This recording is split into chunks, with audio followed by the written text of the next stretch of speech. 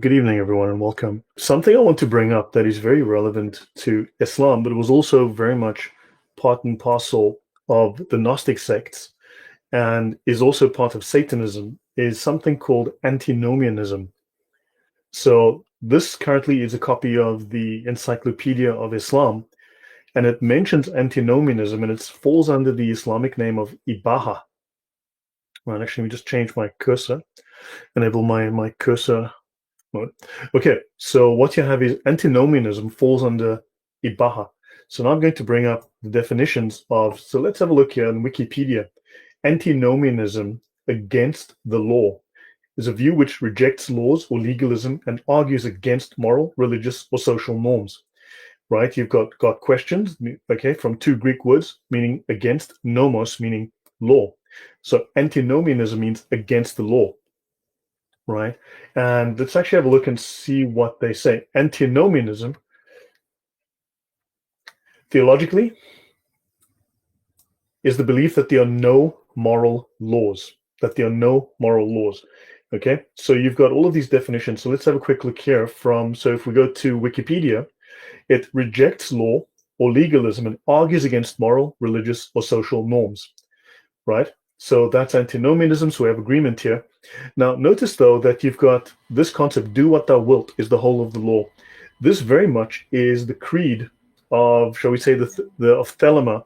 This would be the Aleister Crowley's Thelemic Society, and this was their creed, which means, again, which is an antinomian, specifically and explicitly antinomian creed. Interestingly, the very first hit that you find is something called Baphomet clothing. Very interesting. We've mentioned Baphomet before. I might get to him tonight, because originally, before Baphomet became associated with the devil, which happened, I believe, in the 19th century, right? So before Baphomet became associated with Satan and Satanism, Baphomet was the original name for Muhammad, right? So the first hit here is Baphomet clothing. So let's have a look here. So do what thou wilt. This Yes? is huge. This is huge. Do you have any reference for that? For what? That you can show us for that Baphomet was basically Muhammad? Yes, I'll get into that. Yeah. Okay, sorry. Go ahead. Yeah, certainly, I'll get into that. But I just want to start tying now. Look, now what I'm presenting is evidence in need of further investigation, deeper investigation, because everyone's been, as we all know, very, very keen to just blame the Jews and to look away from any source that might say otherwise. But when you start digging into Islam, you start finding connections to Satanism, secret societies, and all sorts of crazy connections that one would not have expected. So let's have a look here. So you've got, again, do what thou wilt is the satanic mandate, right? So these are just some random searches that I found. Now notice on this one, on this web page here, the backslider in heart shall be filled with his own ways. So in other words, you do not have an external moral absolute standard that you follow. For instance, if you're Christian, if you're Jewish, God is your moral standard, right? So you value everything you do in terms of how would God see that? If God is absolutely good, how good are you relative to that? Whereas if you're antinomian, you then state, my way, my thinking, my personal opinion, my views are all that matters. Do what thou wilt. What I think is all that is necessary, right? So this again goes directly against God, and it says that what I think, what I want to do, that's all that matters. So the very essence of Satanism, it says here, is to do your own thing, right? Baphomet clothing, very, very interesting. So I just wanted to bring this up as a mention of what this means. So antinomianism, let's look at Ibaha. So I'm going to go to the reference on Ibaha. So let's get to Ibaha. Okay, let's go back here. One. Ibaha in Islam falls under the category of mysticism. So dervish, the Sufis, dhikr, which is the ritual remembrance of Allah. It's like chanting and prayer that from a state of meditation that binds you to Allah. And they've got Ibaha here as one of the practices which would then technically bind you to Allah, right? And it falls under tasawwuf, which is Sufism, right? So this falls under Islamic mysticism. So obviously it's legitimate practice within Islamic mysticism. Now let's have a look at Ibaha here. Now again, this is the Encyclopedia of Islam, and it's important to remember that The authors are both non-Muslim as well as numerous Muslim authors that have contributed to this, which is the gold standard in Islamic academia, right, which explains Islam in depth. I'm using volume 13, which is like a dictionary, but it's a shorthand version, and it gives you the references that you go to get more detail. For instance, volume 3, page 660b would hold more information. But let's have a look. Ibaha. Originally, making a thing apparent or manifest, hence making a thing allowable, so making something permissible to do, or free to him who desires it. In law, Ibaha was first used with regard to those things which everyone is permitted to use or appropriate. So there were things for everyone. However, in theology, Ibaha is a term that is commonly applied to antinomian teachings or actions of certain Shiite and Sufi groups. So this applies very much to the Sufi, as in the accusation Ibahat al-Mahrim, which means allowing the forbidden. So what this implies is that the Sufis are allowed to practice antinomianism. They're allowed to violate the law, to go against the law. Because Muhammad, if you think about it, if you look at the actions of Muhammad within Islam, if you look at what he's called his sunnah, he violated the 10 commandments, right? In Hebrew, I believe it's properly called the 10 statements. But let's call it the 10 commandments. Everyone knows it as that. So Muhammad violated. He had a 6-year-old wife, which is thou shalt not commit sexual immorality, right? Which he did. He lied. He broke every one of the 10 commandments. So he was the first person to practice antinomianism, and therefore those high scholars at the highest levels of Islam are allowed to follow in his footsteps and themselves be antinomian. Just wanted to bring that up. Okay, if there's any questions or comments, you guys are welcome to speak up, and I'll take any questions. But just wanted to point that out. So antinomianism, which is equivalent to Satanism, is actually a part of Islamic doctrine. Any comment from you, Harry, on that point? No, it's very interesting, and I would like for you to continue. But we have a question from From Chris. Chris. Sure. Yeah. Go ahead, Chris. Go easy, please. Hello, guys. Yeah, no. I'm obviously a nationalist. I'm an English nationalist, but I've actually been interacting with a few Muslims of late. Would you ever obviously I know this is separate, would you ever come on a show where I can like moderate it and see you with a Muslim, for instance, on my channel? Look, if we did that, there would have to be certain rules in place, because as the Sharia teaches, as Islamic law, and you know they all want Sharia law for Britain, yeah. Sharia explicitly allows Muslims to lie. In fact, it is mandatory. Yeah, it's taqiyya, yeah. No. Taqiyya is a distraction. Pretend that taqiyya doesn't exist. There are numerous forms of Islamic deceit and deception. There are numerous doctrines of deception with Islam. Taqiyya is like what the CIA would call a limited hangout. So you admit that you got wrong and you point this one, you see, but they can justify taqiyya. They can say, well, taqiyya is used when your life is in danger, and then you have to choose the lesser of two evils. Do you allow someone to be killed or yourself to be killed, or do you lie a little bit, a little white lie? So they can try and justify taqiyya.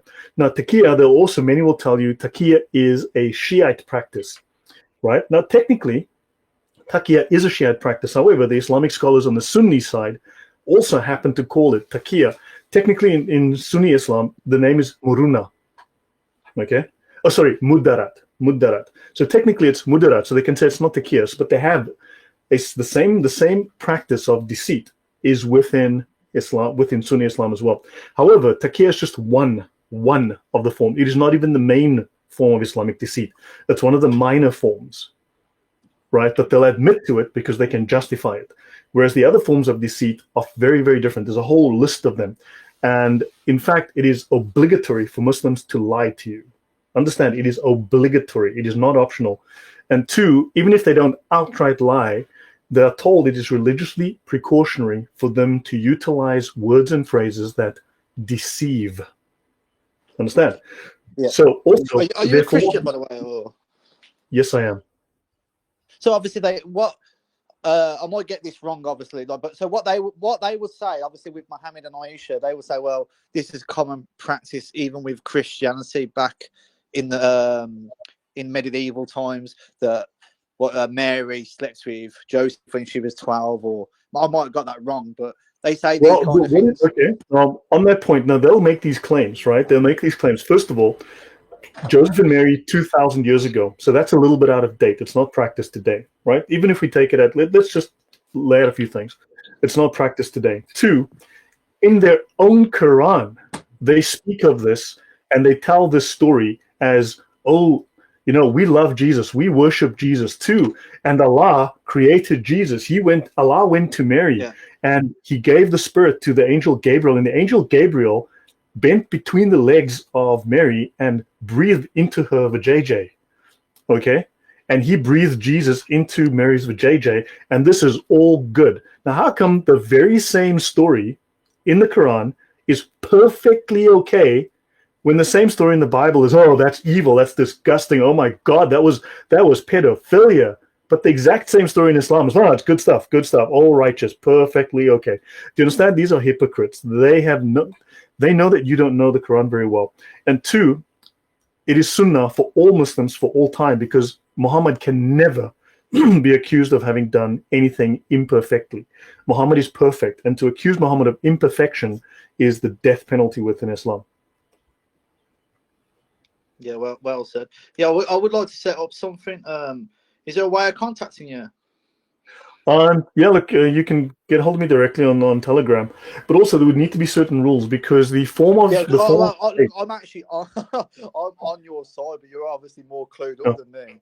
But the form of debate. Before we go on, I grew up in Birmingham in England, and I've had to move out of the city because of Muslim extremist grooming gangs. But obviously they know the Quran a lot better than me, and I've debated a few of them. I've held my own a few times, but like listening to you in 5 minutes, I would very much love to moderate that debate. But also, I did a discussion, not the previous show, the show before that, on my channel, my YouTube channel. I did a discussion, and I discussed and I showed how Muslims always want to debate. This is because they've developed a specific form of utilizing rhetoric in a deceptive manner. It's a deceitful, dishonest use of rhetoric. Specifically, as I said, to deceive. It's called the ilm al-badi, okay? If I remember the name correctly, it's called the science of rhetoric. And one of its sub-disciplines is to utilize rhetoric in a manner to deceive, right?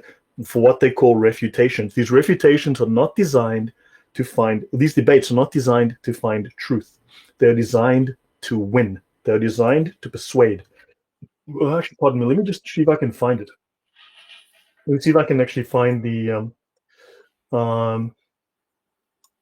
it's gonna take me a while. So understand, so they've got a form of debate designed to persuade, not to find truth.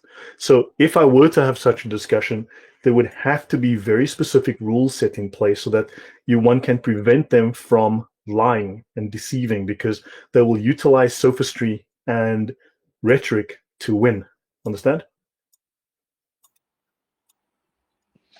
Yeah, so if I was a moderator, how would I put those rules into place? Because I'd rather it just go back and forth, and as much as I possibly can. Obviously, I'd rather it not get into a shouting match. I would moderate it like that. But man, I would tell them, look, I'm not interested in the Quran. I'm not interested in the Hadith. I'm not interested in the Tafsir.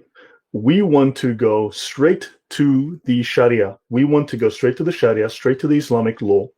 Because if they want Islamic law for Britain, and if Islam is a religion of law, what are its laws? So let's go to the source where those laws are found, and let's discuss those laws.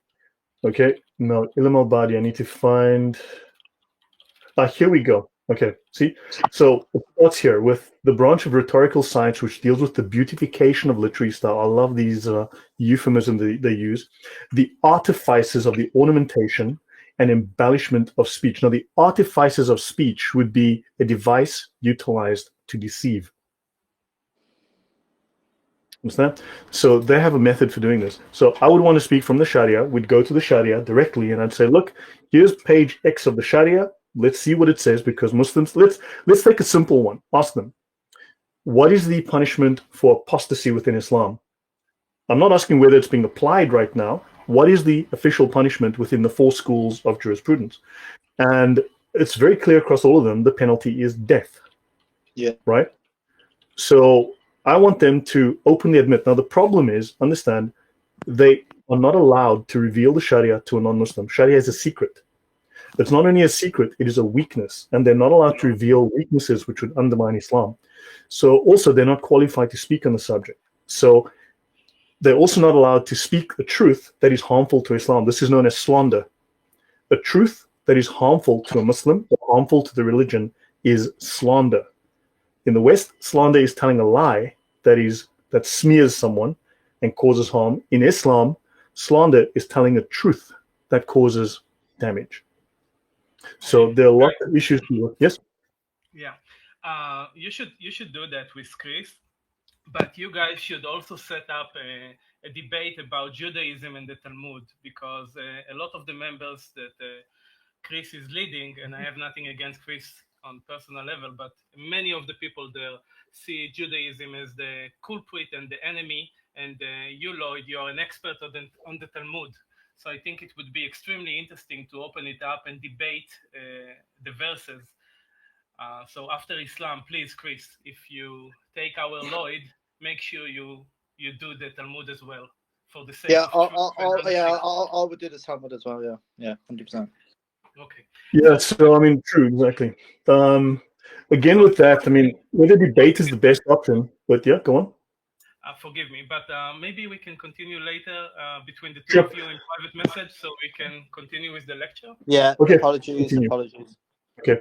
So let me jump into the swing of things here. Okay, so I just wanted to bring up that, and let's pick up where we left off last week. So you should be able to see my screen there. Okay, so last week we ended up with the 4 levels, right? So I'm going to go roughly to where we ended off last week. Remember, there are 2 divisions and 4 levels in Islam, right? The second division of Islam, so the first division is just following the rules meant for the peons, your lay Muslim, right? Then you've got your 4 levels. These levels are, the lowest one is the Ibaha, right? Then you have the Ishara, which is meant for the Imams, right? Then you've got the Latifa, and above that, you've got the Haqaiq. We'll get to that in a minute. The Ibaha is the literal language, which is unsuitable for, this is a typo, they made a typo here, which is suitable for exoteric topics. Exoteric means intended for the masses, intended for communication to the general public. So basic Islam is intended for what they call Islam for the masses and for non-Muslims like us, right? This is the literal language, which is in contrast to the coded language of the Ishara. So understand, they speak in code. The scholars speak in code. 2, the Ishara, gesture, sign, indication, symbolism.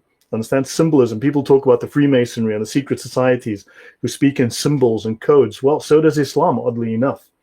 And the technical meaning of allusion, a hint, allusion, to refer to, implied or indirect reference. It comes from Latin alludere, to play with words. And I've just mentioned how Islam has a specific form of deceitful rhetoric, where they play with words, sophistry, okay? And in mysticism, and the fact of mysticism comes up constantly in Islam, allusion to the occult, to magic, right? To occult ritual practice, constantly comes up. And for some reason is not explored. But Ishara is the esoteric language of the inexpressible mystical experience. In other words, an experience that is not objective but subjective. They speak of the pre-rational and the post-rational. It is understood outside of the rational mind. Therefore, it's entirely, what's the term that is so popular today, where people, I identify myself as an attack helicopter. I identify as a sheep. I identify as a unicorn. It's exactly the same. There is no difference there. Okay, this is symbolic expression. Jedi. Sorry. Okay, fine, Alex. That's a good one. Yep. If you're gonna go all the way, you may as well go all the way. Now, Latifa again. Latifa in mysticism, the subtle organ, a theory of levels developed from the time of Najm al-Din, blah blah blah, and the mystics of his school. Now, it's interesting that they barely.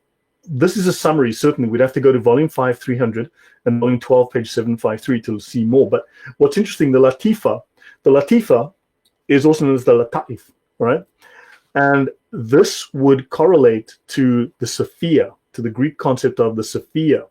Now, Sophia, as we know, is not a man, it's a woman. Latifa is an Islamic name for a woman, not a man. See, so the highest level, above the level of your basic imams and so on, once you get to the highest levels of the scholars, the third and fourth levels, suddenly the understanding of Islam and the understanding of Allah is that Allah is a feminine nature. Allah has a feminine nature. We did show before, we did discuss how the Kaaba and so on is dressed in black, like a woman. There's a vagina in the corner, that little silver vajayjay. Understand? So we've been through that. And and if you read the Sufis, you read the scholars, the Sufis being the primary scholars of Islam, the top elite, the top tier of Islamic scholarship, they'll tell you Allah is a woman. Okay? Allah has two natures, but his inner core nature, Allah is a female. Very, very interesting point there. And then you've got the final level, the Hakika, okay, the profound reality. And of course, they speak of the Al-Hakika al-Muhammadiyya, which is the Mohammedan reality, that the substrate of the universe, the thing that, so basically Muhammad's the Holy Spirit and Muhammad is the substrate of the universe. The universe is made from Muhammad. The light of the world, the light of everything is Muhammad. The Ruh Muhammad, the spirit of Muhammad, right? So divine knowledge is transmitted to all the prophets and all the saints through what's called the Ruh Muhammad. So in other words, the Holy Spirit that filled Moses, well, that was Allah taking the spirit of Muhammad and breathing it into Moses. So Muhammad is inside Moses. Lloyd, can I just interrupt you for 1 second? Obviously, you're in control of the chat here. You got Zubida here. She's actually a Muslim. I don't know if you want to let her on to ask a question. Obviously, you can control it so it's not a shouting match.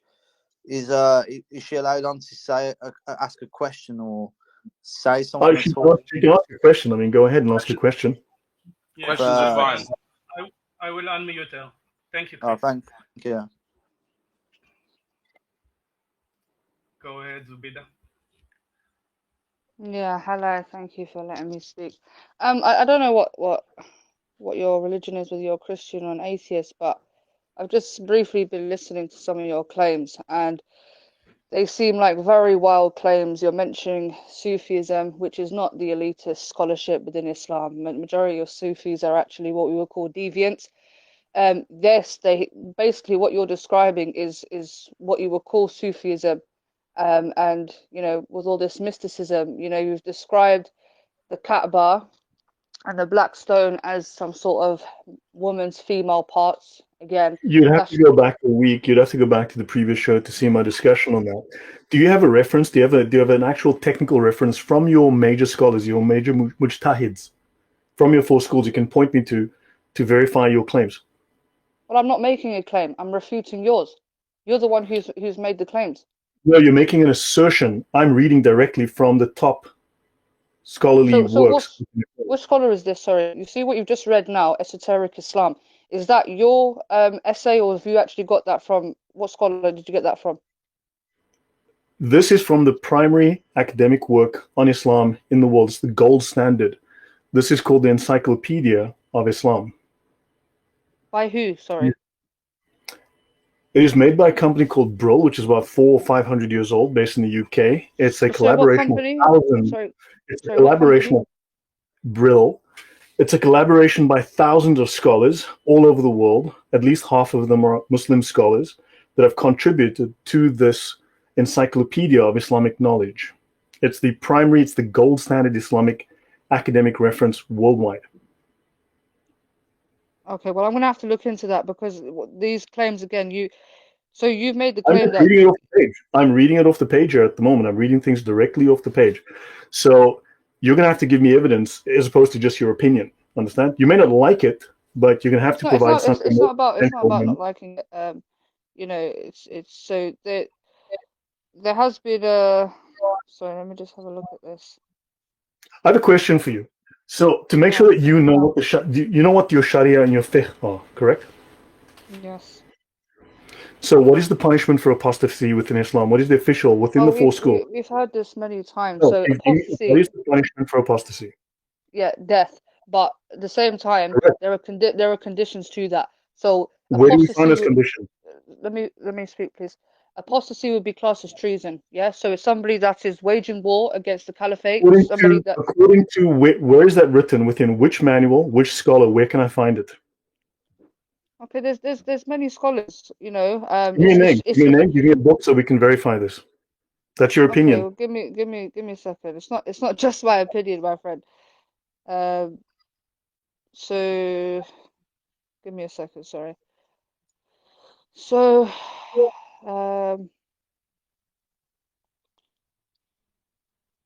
so there are certain hadiths here that says, this is Sahih hadith. I'm not interested in hadith. I'm not interested in the Quran. I want to see the fiqh So, directly.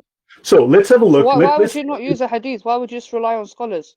because the scholars are the scholars are far more qualified than you are. Your scholars speak with ultimate authority within Islam. But do That's they what we not always refer call to hadiths to get to their judgment?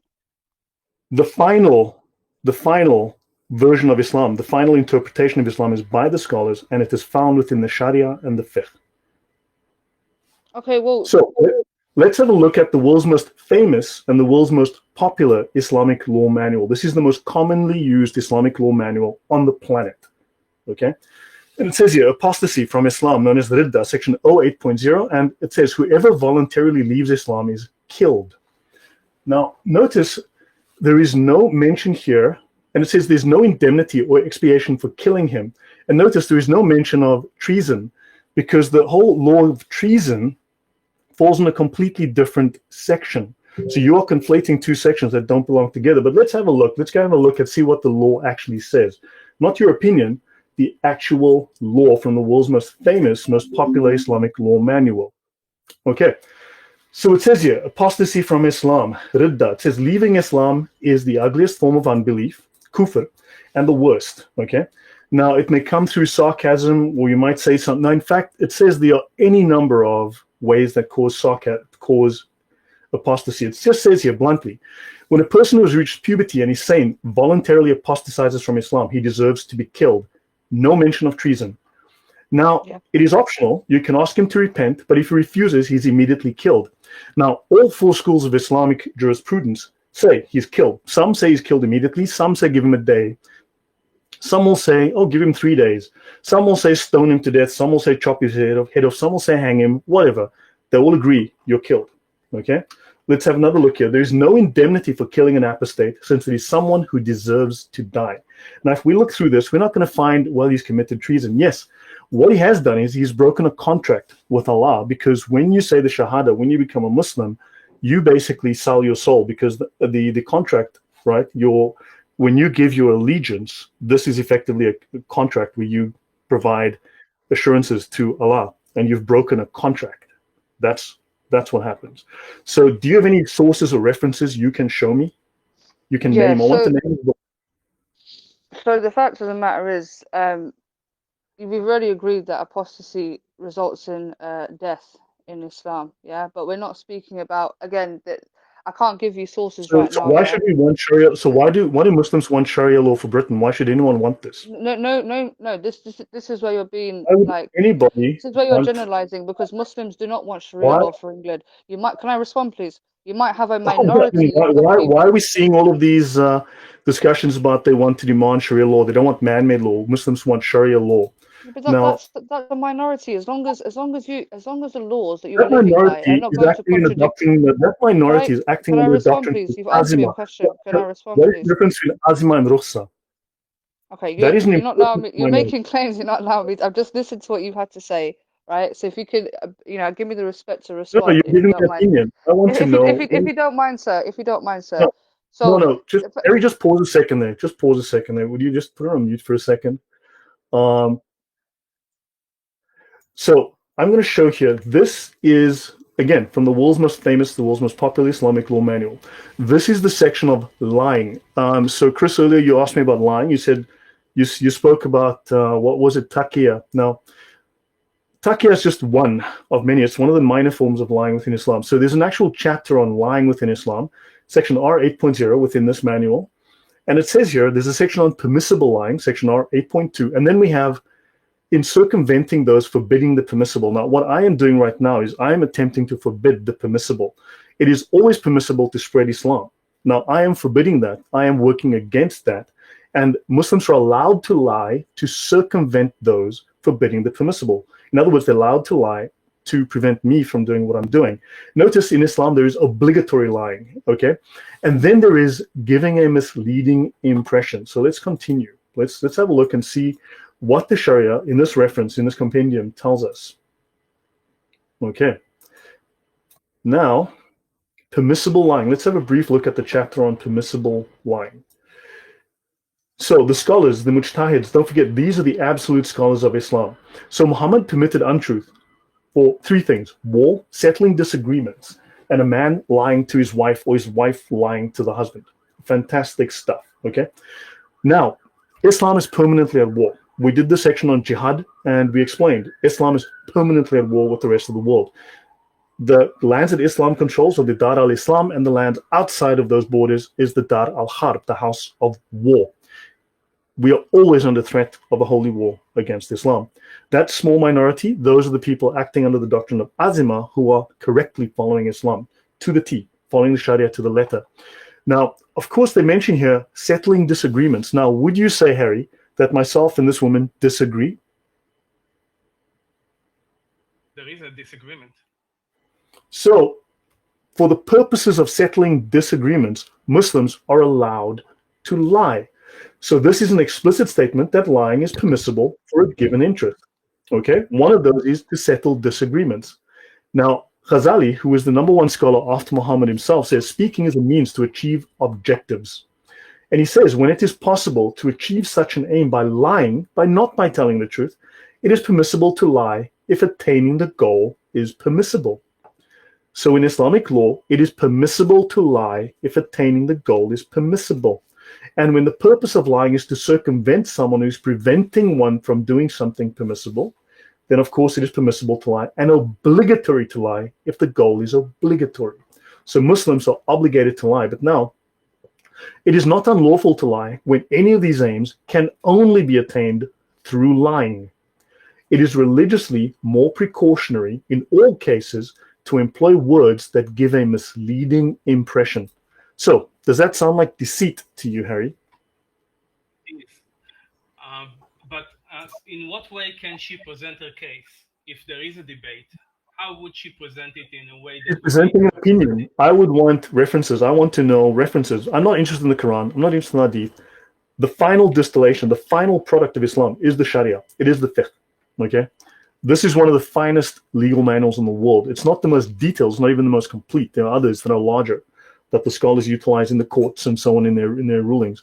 This one is the most common because it's one volume, it's easily transportable, and of course it has a little bit of everything. So she would need to give me references from the Sharia itself, from the laws of the Mujtahids Mutlaq, the absolute scholars, the perfect scholars, the infallible scholars who can never be wrong, wrote these. So I want to get proof from the scholars, not from her opinion. I'm reading this off the page. I'm not making this up. Should we unmute her to see if she has Yep. such an argument Yep. to provide? Sure. Okay. Sure. All right, can I respond, please? So, what he's trying to say is he's trying to make an argument against Islam. The foundations of Islam are the Quran, and then the next source is the Hadith. He's skipping the Quran, which is our holy book. He's skipping the Hadith and running straight to scholars. Scholars can make mistakes. Scholars are. Which page of the Quran? Can I finish, Which please, page? sir? You can't. Why, sir? If you're having a debate with somebody, you can't just cut them. I've allowed you to speak. You should allow me to. Zubida, Like, one second, guys. Zubida, he doesn't have a debate. This is his show. This is his lecture. So oh, it's his lecture. Yeah. So if you have something to say, please respond to his, I am responding, but I'm being cut by the guy. So what I'm saying to you is, if you want to critique Islam, you have to start with the foundations, which is the Quran and the Hadith. Scholars did not even live at the time of the Prophet. So how can the scholars? Wow, this guy. Your Mujtahid's Mutlaq. Your absolute scholar. Sir, the Bible says that you should throw. The Bible says that you should execute. The Bible says, "Happy shall be he that taketh and dashes thy little ones against the stones." The Bible says that you should dash kids. This guy's a clown, bro. So look, the point is now she's saying that, look, certainly the Quran started Islam, okay? So Muhammad got this revelation, it was written into the Quran. And then, of course, the Quran is incomplete because Muhammad's only mentioned 4 times. Jesus is mentioned like 40 times. right? So now you've got Muhammad who's barely mentioned in this book that's supposedly by Muhammad. And then also, ask any Muslim on which page, which chapter, which verse, which surah, which ayah do we find how to perform the prayers within Islam? You know, the 5 daily prayers. How do we do that? The way you follow it in the mosque. Where is that written in the Quran? You're not going to find it. Show me all 5 prayers mentioned in the Quran. You're not going to find them. Show me how to perform a marriage out of the Quran. Doesn't exist. Not in the book, because the Quran is incomplete. The hadith, scattered, thousands of them, all over the place. All of this was collected into the sharia and the fiqh. Now, of course, she's mentioned the Quran and the hadith. She's forgotten to mention the fact that there is what they call the ijtihad, reasoning. There is qiyas, analogy, which the scholars have to use. How do we apply this law to the civilization of Islam? How do we apply this in daily life of people? And then, of course, the final of all of that, the final summation of all of that is called the ijma. The ijma is the consensus of the scholars, which is obligatory, absolute, can never be abrogated, is not wrong, is perfect. So she forgets the ijma. Now, for instance, if we want to go, let's have a look at prayer. Actually, let's have a look here, because you're not going to find this in the Quran. She's never going to be able to give it to me. Look here. This is the Islamic law. So let's go to the chapter on prayer in this book, chapter F. Prayer starts on page 101 and ends on page 220 for daily prayer. 119 pages of very, very detailed discussion about prayer. Okay?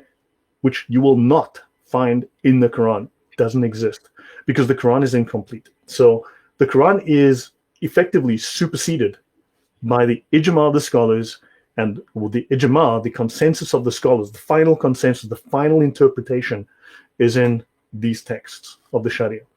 Okay, so I'm going to move on. Thank you very much for your time, but honestly, you're going to have to do a lot better than this woman. So 1 second, Lloyd. She is insisting on the Quran because that's a way to deceive and escape the ugliness of the Sharia. Is that correct? Correct. Which is a very, very common trait. Yes. I understand. Can you please show us anything that shows that Sharia is the ultimate reference for Islam today, like the final say? Yes, I can. I did show you in a couple of shows ago. We did discuss it, but let me go.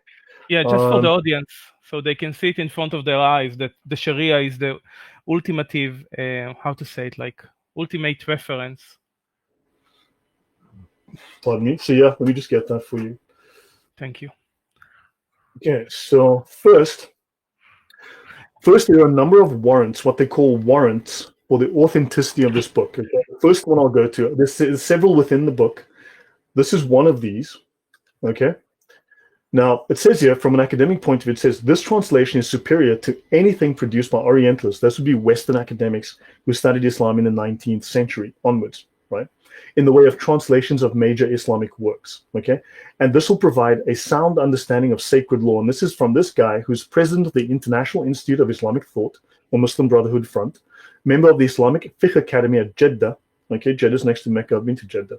And president of the Fiqh Council of North America. So I'm assuming this guy has a few qualifications in Islam. Okay. Now, what is more important than that is this one. Al-Azhar University is the preeminent Islamic seminary on earth. It is the most important one on the planet. It produces the most highly trained Islamic scholars in the world. And it says here, we certify that the above-mentioned translation corresponds to the Arabic original and conforms to the practice and faith of the Orthodox Sunni community. There is no objection to circulating it and printing it, right? Okay, and this is from Al-Azhar, and here we go. And now I need to find the references on the references that speak about the sacred law. Okay, now, a couple of things. First of all, the superiority of the learned Muslim over the devotee. She's a devotee. She's a lay Muslim at the Ibaha level. The scholars, the superiority of the learned Muslim, the scholars, over the devotee is as Muhammad's superiority over the least of you. So Muhammad said, and she loves the hadith, so here's a hadith mentioned in the Sharia, the superiority of the learned Muslim is as Muhammad's superiority over you. So the scholars, okay, The superiority of the learned Muslim over the devotee is like the superiority of the moon over all the stars. And the learned are the heirs of the prophets. Is she an heir of the prophets? I doubt that. But apparently those scholars are. There's going to be a lot more in it that I need to mention that I'm just trying to think of the references so that I don't. So basically, a debate is not possible between you and a Muslim because they are going to take you all the time to the Quran and do their cherry picking, and you claim that the ultimate reference is the Sharia, and they are avoiding the Sharia. Yeah. Okay. So look, but yes, correct. Now let me go through this. Okay. Now they mentioned here that the basic obligation of Islam is to believe in everything brought by the messenger with absolute conviction, free of doubt. Okay, whoever does this is not obliged to learn the evidences of the scholastic theologians. So Muslims are to have full faith in Islam with no evidence, without doubt. The Prophet did not require of anyone anything but what we have just mentioned: complete faith with no evidence, without doubt. It says here, what befits the common people and the vast majority of those learning or possessing sacred knowledge is to refrain from discussing the subtleties of scholastic theologies, because corruption, difficult to eliminate, will find its way into their basic convictions. It is fitter for them to confine themselves to contentment with the above-mentioned certainty. Okay, now, but I need to get another set of references. So let me find. There's a couple of references. Okay, now also you have to note here that what a scholar needs to know are those verses which supersede previously revealed Quranic verses. This is called nasikh wa mansukh, the abrogating and the abrogated. The Quran is abrogated. Newer verses cancel out older verses. Now, the hadith are the same. Newer hadith cancel out older hadith. They replace them, right? So a scholar has to know. Now, also, newer hadith verses also cancel out older Quran verses, and newer Quran verses also cancel out older hadith narrations. Now, the problem is this is a complete mess. So a scholar needs to know what supersedes what, and those mansukh which are superseded by later verses. So they need to know that. Now, but there's more that I need to get to here. So let me find the mujtahid's mutlaq. We need to get into, okay. They speak here of absolute experts in Islamic legal reasoning called the mujtahid's mutlaq, such as the four scholars who founded the four schools, Hanifa, Malik, Shafei, and Ahmad. Right? Those are the absolute scholars, the mujtahid's mutlaq. They can make no mistake.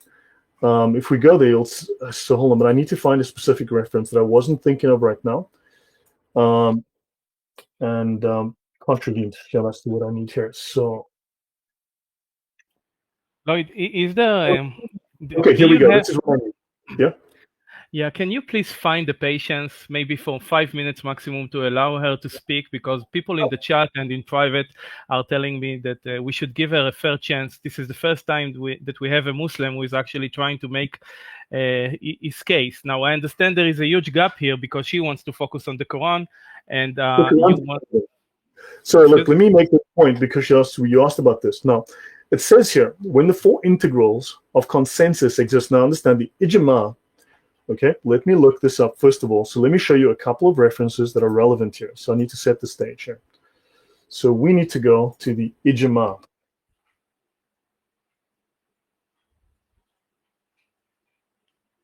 The ijma, it says here, in law, it is the third, but in practice, the most important of the sources of legal knowledge. This is the unanimous agreement of the Islamic community. They mean the scholars here, on a regulation imposed by Allah. Technically, ijma is the unanimous doctrine and opinion of the recognized religious authorities. She is not a recognized religious authority. So the ijma, the consensus, right, is the most important of the legal sources of authority within Islam. Now let's go. The ruling agreed upon, right, the ijma ruling, is an authoritative part of sacred law that is obligatory to obey and not lawful to disobey. Nor can mujtahids of a succeeding era make the thing an object of new ijtihad or new reasoning, new personal reasoning, because the ruling on it, verified by scholarly consensus, the ijma, is an absolute legal ruling which does not admit of being contravened or annulled. Now understand, the Quran has been, various portions, in fact the majority of the Quran has been annulled. Okay, they are mansukh, they have been cancelled, they've been abrogated. So the Quran has largely been abrogated. Much of it is irrelevant. It's now been discarded. Much of the Hadith have been discarded. What is relevant within the Quran and what is relevant within the Hadith is contained within the Sharia and the fiqh, right? These and that now is the ijma. The scholars have figured out these are the only relevant texts. This is what remains. This is what survives. After all the cancellations, this is what survives. And so the Quran can be cancelled. However, the Sharia can never be cancelled. The Sharia is permanent. Understand? So the proof of the legal authority of the scholarly consensus is that Allah ordered the believers in the Quran to obey him and his messenger, and he too ordered them to obey those of authority, saying, you who believe, obey Allah and obey the Prophet and those of authority among you. I am reading you the words of those of authority in Islam, such that when those of authority and legal expertise, the mujtahids, agree upon a ruling, it is obligatory in the very words of the Quran to follow them and carry out their judgment. Allah threatens those who oppose the messenger and follow other than the believer's way. Whoever controverts the messenger after guidance has become clear, he will go to hell. Does that make that clear? Does that clarify that point, Harry? It does. But maybe there is there is echo. Maybe we can give her a chance to try to show us some evidence that what you say about the Sharia as the ultimate reference is not true. This is what I'm saying. I'm reading the Sharia too. This is what the Sharia says about the Sharia. So, but maybe she has a trick and she can show that somehow, because otherwise you're talking about two different things. You're focusing on the Sharia, she's focusing on the Quran, and there is no debate. But show me where the 5 daily prayers are mentioned. Show me where the marriage ceremony is in the Quran. Show me where where Quran teaches how to perform the 5 daily prayers. Doesn't exist. Why would we go to the Quran if the important basic functions of Islam are not found in it? I understand that, but can we, for the sake of, can we allow her to try to respond? A little bit of patience so that we can. She's going to start throwing her scholars and her sources under the bus, and I'm wasting my time. Understand? Because she's not an ultimate authority. I'm respectfully going to their top authority, their very best Islamic legal sources, and reading them. I fully understand your position, and you know that I support it, but unfortunately we don't have Muslims on the chat, so for the sake of fairness, I want to allow her that if you can find the patience. Yeah. Okay, so let's try. Be a little patient so she can finish her argument and then corner her. Okay. Go ahead, Zubaida. So the fact of the matter is, again, this person is jumping from our foundation, which is the Quran, jumping from Hadith and going straight to modern scholars who, again, yes, they have done good works and they have studied fiqh and tried to, they've done ijtihad in order to understand and interpret the Quran. But these are people who did not live at the time of the Prophet, peace be upon him. These are people that came years later. So what do scholars use as their base to interpret Islam? The Quran and the Sunnah. And there is also a difference of opinion amongst scholars as well. So the fact that he's acting like the scholar's statement is a general statement, there will be. Okay, what is the name for the prayer? What is the name for the doctrine of difference in Islam? Please, sir? No, since you're so all-knowing, what is the name? I'm not for the all-knowing. You sound very emotional, sir. You have to allow. What is the name for the doctrine of difference within Islam? You've made a claim against my religion, and I'm addressing that claim, right? If you're a true person, you wouldn't be scared of my response, would you? You wouldn't be scared of my response. No, what is the name? You mentioned there's a difference. In fact, Islam has a name. It actually has a name and a doctrine describing. Does Islam not have 4 madhabs? Does Islam not have 4 madhabs? What do they call the differences? What do they call? Are they different religions? Are they 4 separate religions? Are they 4 different religions? They're different aqidas. Yes, they're different aqidas. Right? So you've got 4 main scholars. You've got 4 main scholars in Islam, and most of them, they mostly agree on most things, but there are differences in opinions on these 4 scholars. The Muslim world takes from each of these 4 scholars. Those things that undermine the 4 schools. Can I just address the first point, please? Right? No, you're making an assertion without the difference, the doctrine, just so that everyone knows, because I happen to know a lot more about this than you do. You are speaking in very general terms, making assertions. The doctrine of difference in Islam is called ikhtilaf. Now, if you knew what you were talking about, you would actually know these terms, and you don't. Are you? Okay? I do know these terms, but I don't need someone like you to educate the main scholar. What's the name of biases? What is the name of the main scholar in Islam? That's not the point I'm addressing. The 4 schools.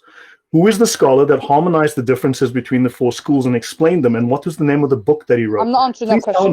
me. I'm answering the first No, because question. you don't So the know, first because question you're is, this ignorant person is of the jumping to answer. scholars. He doesn't take from the Quran. Now he said, how do you know how to pray from the Quran? The Quran has many explicit verses in how to tell people to pray from, even wudu', how you wash yourself.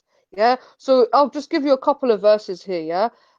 In Surah Al-Muzammil, and we made them leaders guided by a command, and we inspired them doing good deeds, establishing of prayer and giving of zakat, and they were worshippers of us. And enjoin prayer upon your family and people, and be steadfast therein. And we ask you for provision, we provide for you, and the best outcome is those of That's righteousness. fantastic. So show I'm me not finished. I'm not. how Wow, do you do the wow. prayer? How do you learn it in the madrasa? When they teach young Muslims, show me the instructions on how to do the okay. prayer. So let me finish. So Allah sets the foundation and tells us what to do, which is prayer. The Prophet, peace be upon him, shows us how to pray through the hadith, where the hadiths explicitly tell you how to wash yourself. There are verses in the Quran which also tell you how to wash Really? yourself. So I mean, the So, scholars just read so these the Quran hadith. doesn't They've say how written to this do in wudu. books. So the So Quran the doesn't tell you scholars how to do never. wudu. Please answer So Lloyd questions as much as you can. let I me am, see. but he keeps cutting me. No, you're making very general statements, which shows that you're not as knowledgeable of your own deen as you should be. You don't even know what the word deen is. That's according to you. You've obviously come with your own bias because you have some sort The of agenda difference, to warn the people doctrine about of Islam. difference between We Islam is don't really called care, to be ikhtilaf. honest. The doctrine of difference in Islam is called ikhtilaf. The main scholar who harmonized the differences between the four schools is called Shar'ani. He wrote a book called the Mizan al-Kubra, okay, the Great Balance, the Supreme Scales. And what it shows is that 75% of the doctrine between the four schools is identical. Where they differ, the 25% that is different, is simply cosmetic issues which do not affect fundamental beliefs or doctrine. Where they differ is on irrelevancies. Where they do agree is on all the fundamentals. So you see, while they might differ, see, the one guy might pray with his hands up here, the other guy prays with his hands down here.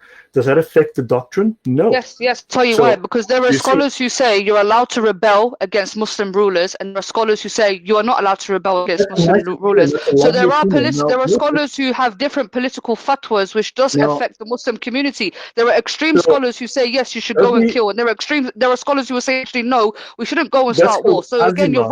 wrong. That's called azima, and all of those are So justified within the why are you Sharia. using scholars who all have difference of opinions rather than the Quran, which has one opinion, which is the Quran only? Using So you're men saying who that have every different Muslim interprets aqidas, who it. have different mindsets. Sorry, can I finish, please?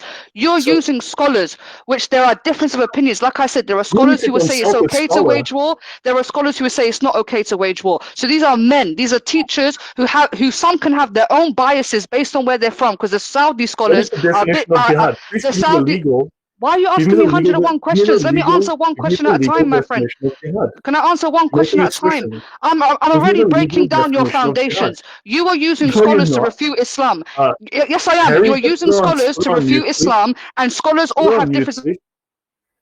So look, remember I mentioned that Islam is a very specific method of debate. Okay, if we dig deep into what I showed earlier called the ilm al-badi, right? They have a very specific method of doing things. Now, what she's doing falls under a doctrine called commanding the right and forbidding the wrong.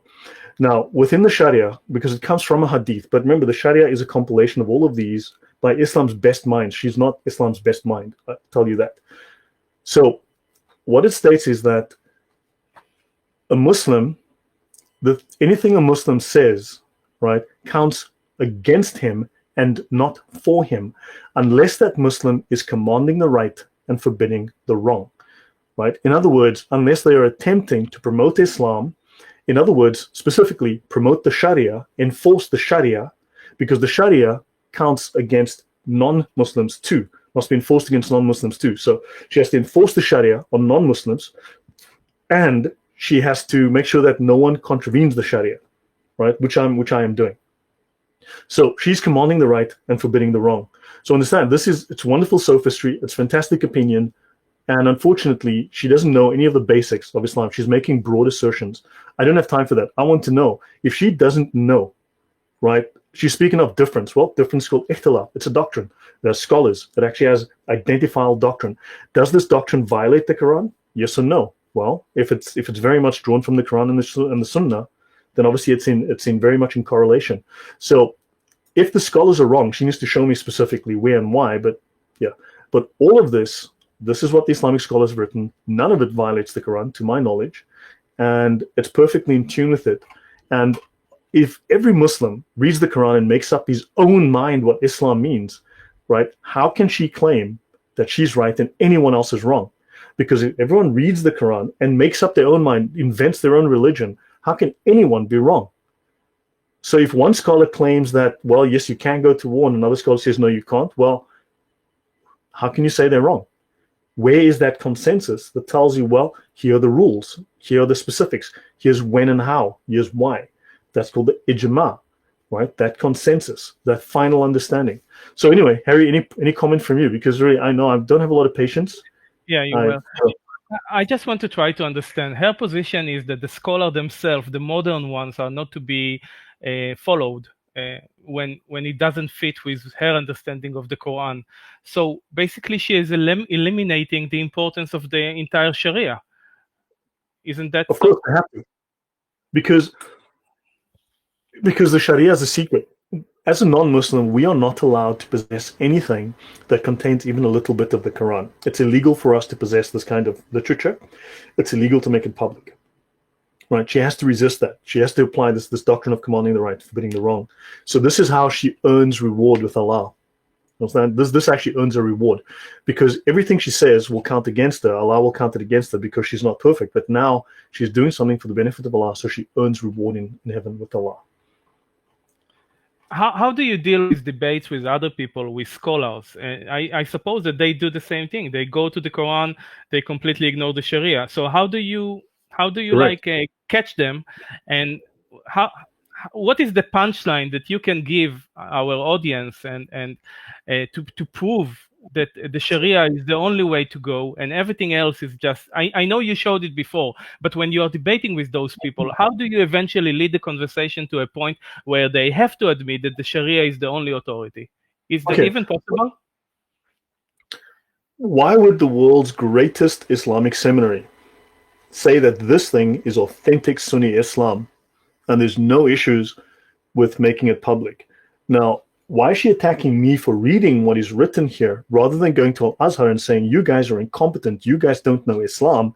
Why would you allow this book to become the most popular Islamic law reference in the world, in millions of homes, misleading millions upon millions of Muslims? For this book was written in what? This book is 900 years old, right? So for 900 years, this book has been, apparently, according to her, misleading Muslims and lying. Why doesn't she have a problem with that? Why does she have a problem with me reading what's in it? Let's have a look here. For instance, this is disgusting. It is recommended to put a barrier, at least 32 centimeters high, in front of oneself when performing the prayer. Okay, that's nice. Okay, so that's in the prayer. Now, this is, understand, you saw there's pages and pages, 119 pages of Islamic law on how to pray. Right? And these are things that Muslims do in the mosque. Believe me, they follow all of this stuff. Now, here is when full Islamic law, ISIS was doing this. The Taliban does this. If someone tries to pass between oneself and the barrier, it is recommended to gently push him back. If he persists, one may push him back as hard as necessary, as one would an attacker. If the other person were to die as a result, one would not be subject to retaliation or have to pay an indemnity to his kin. That's what Islam teaches in terms of prayer. You can kill someone who walks in front of you while you're praying, and it's just too bad. Now, this is Islamic law. Now, if this book is teaching this and this is wrong, why is she telling me this? Why is she not going to Al-Azhar? Why are they not burning Al-Azhar down? Why are the top scholars, literally the very best scholars in Islam in the world, permitting this, publishing this, saying that, yeah, that's good stuff, that's regular, that's proper Islam? Can we allow her to answer only that question, nothing else, if she's willing to deal with that question alone? Zubaida, this is the question if you're willing to answer only that. Zubaida. Yeah, can you hear me? Yeah, but please respond to his statement So they claim here. that you have to kill somebody if they interrupt your prayer. That wasn't the question. Not about that, Zubaida. Not about okay, that. so what's his question? Please ask her the specific question about why the Sharia should be the ultimate reference, and why she is not going to attack all those scholars like you said it. I cannot do it. This is the most famous Sharia law manual on the planet. It's the most popular, the most read, the most owned, the most sold Sharia manual on earth. It's in millions and millions and millions of homes. It is endorsed by the finest, most prestigious, most respected and authoritative Islamic seminary in the world, Al-Azhar University in Cairo.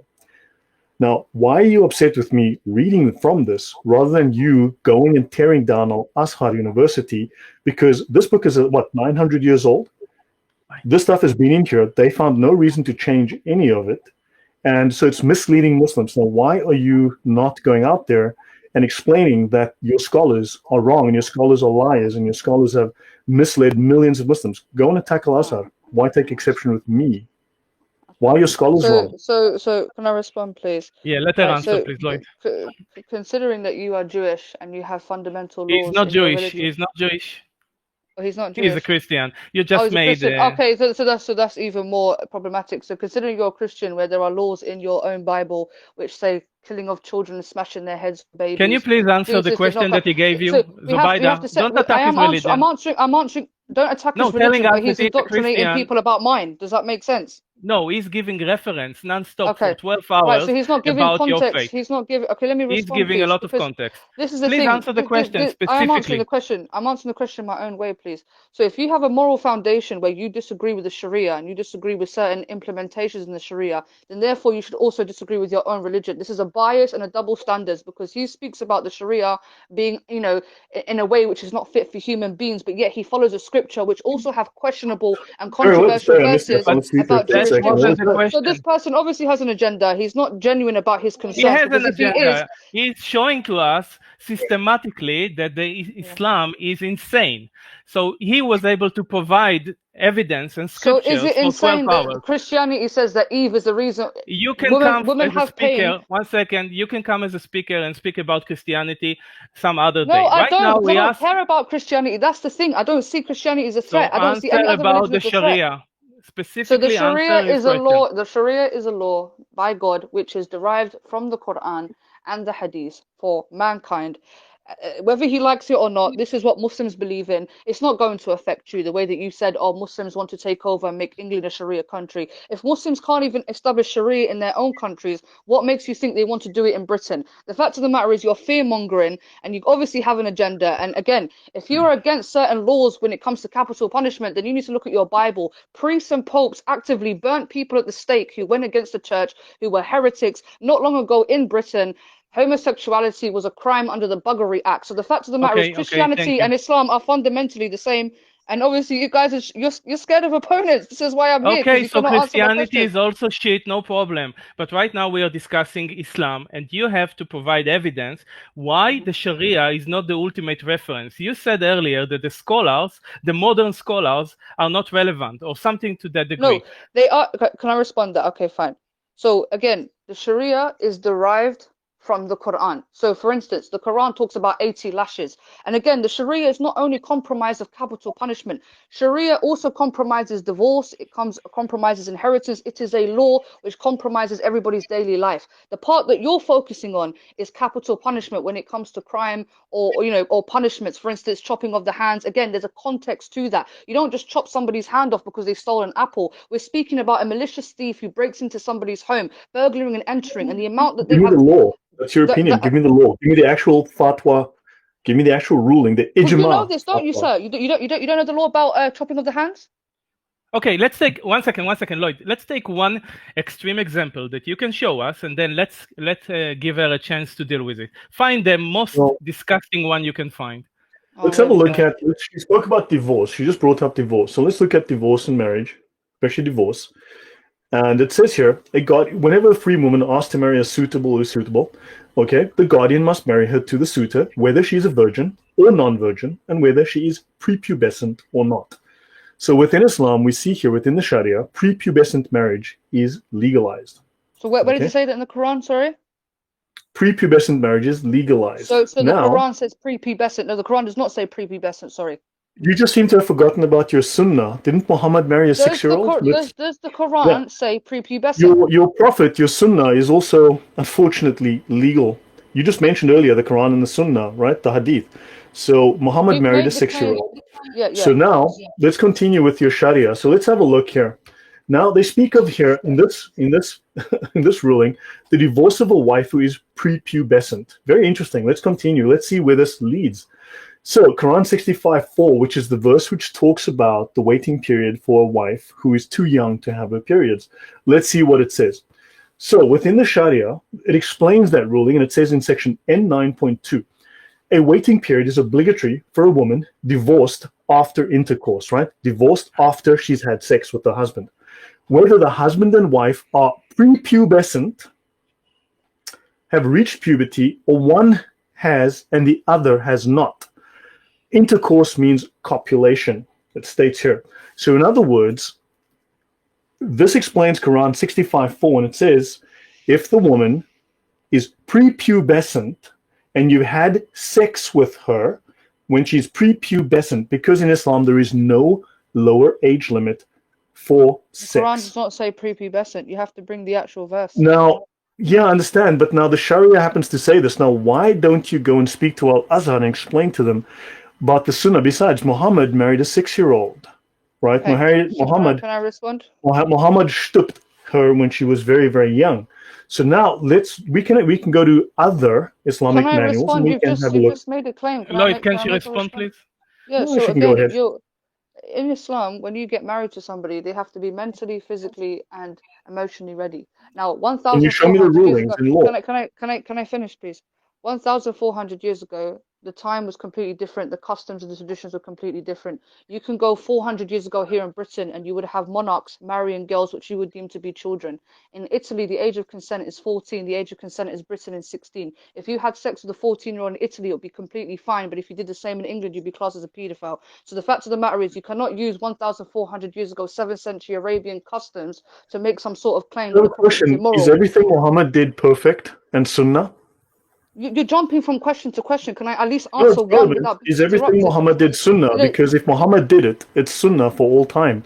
Muhammad is the perfect Okay, let me man. ask you Correct? this then. The Prophet Muhammad ﷺ married Khadija when he was 25 and 40. How come a lot of Arab We're men not don't, talking about her. We're Muslim men, talking about Aisha. hold Muhammad on, married her. you've just made the claim that everything the Prophet did is Sunnah, we should copy it. The Prophet married a woman 15 years older than him. Majority of Muslim men do not marry women He also 15 years married a older than young him. girl that was. He also Okay, married a young girl that was and how 47 years younger than him. how many Muslim men marry girls of that age in this day and age? Sorry.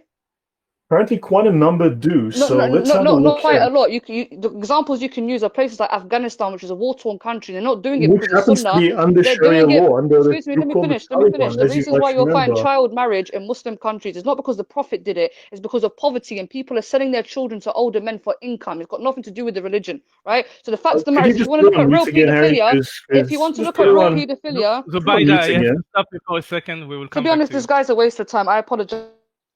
No, now you So just okay, insulted him. so I'm gonna bring this up again. Okay, so this I'm gonna go to. So this book here, what I've got here, what you're looking at here. Let me do this first. Okay, this book here, what you see here. I just need to go. What you see here, I'm gonna zoom in. This is one of, okay, there are 4 major legal manuals still in use in, for instance, places like Pakistan today. Now, specifically referencing Pakistan, there are 4 main Islamic legal texts used in their court system today. One of those is this one called the Digest of Mohammedan Law. The first one is called the Hedaya, right? I'm not going to go into their Hedaya today, but their Hedaya corroborates all of this. Pardon me, but let's have a look and see what this Digest of Mohammedan Law says. And it says here, right, to corroborate this, when a man has had sexual intercourse with a girl under the age of 9 years, right? When a man has had sexual intercourse with a girl under the age of 9 years and has ruptured the parts, it is unlawful for him to have further connection with her. Okay, so when you've destroyed her vagina because she's 5 years old or 3 years old or 2 years old or 6 months old, and you're a 40-year-old man and you've had sex with that 2-month-old, 6-month-old, 9-year-old, 5-year-old girl, it is unlawful for you to abuse her again. But she is not released from her ties if connected with him by marriage or slavery. So in other words, you can marry her under the age of 9. Now, Pakistan is, I believe, not a country at war, okay? Neither is Bangladesh and other places where these laws are in effect. right? Now, of course, Sharia needs to be implemented at the end of time, because once Islam has taken over the world, full Sharia will be implemented. Until then, Muslims have to do as much as possible. Now, it says here, if no rupture, if her vagina has not been torn, what they mean specifically, and you'd have to read a reference called the Bahishti Zever, which discusses this in horrific detail. Basically, adult male takes his penis, puts it into a 6-month-old child's vagina, rips it down to the anus, and splits the skin between the two. Okay, that's what they mean here. If no rupture has taken place, the prohibition is not incurred according to the most valid opinion. In other words, if no rupture has occurred, if you don't break her vagina and tear it down to the anus, go ahead, shtup away. This is the law. Now, of course, she is unfortunately very embarrassed about discussing the fact that Muhammad married a 6-year-old, right? And this is very much accepted. This is very much the case with all of these hadith that you mentioned. Okay, this is very much the case that he slept with, and it's just all over the place. If you go to the hadith, look at Sahih Bukhari, Sahih Muslim, Muhammad slept with he married a 6-year-old, he fiddled around with her, and then of course he had sex with her apparently at the age of 9 because she fell ill. So he waited until she was 9 before he consummated, and therefore this is legal for all Muslim men for all time under Sharia. I'll pause there. I mean, that's enough for now. Any comments or thoughts before I move on? There is another question by someone else if you want. Sure. 1 second. Dan, go ahead, please. Dan? No. Please continue. Maybe we'll come later. No. I'm right here. Sorry. My bad. It's been months since I spoke on this forum, and I just feel like we're losing track of things. We're looking at religion.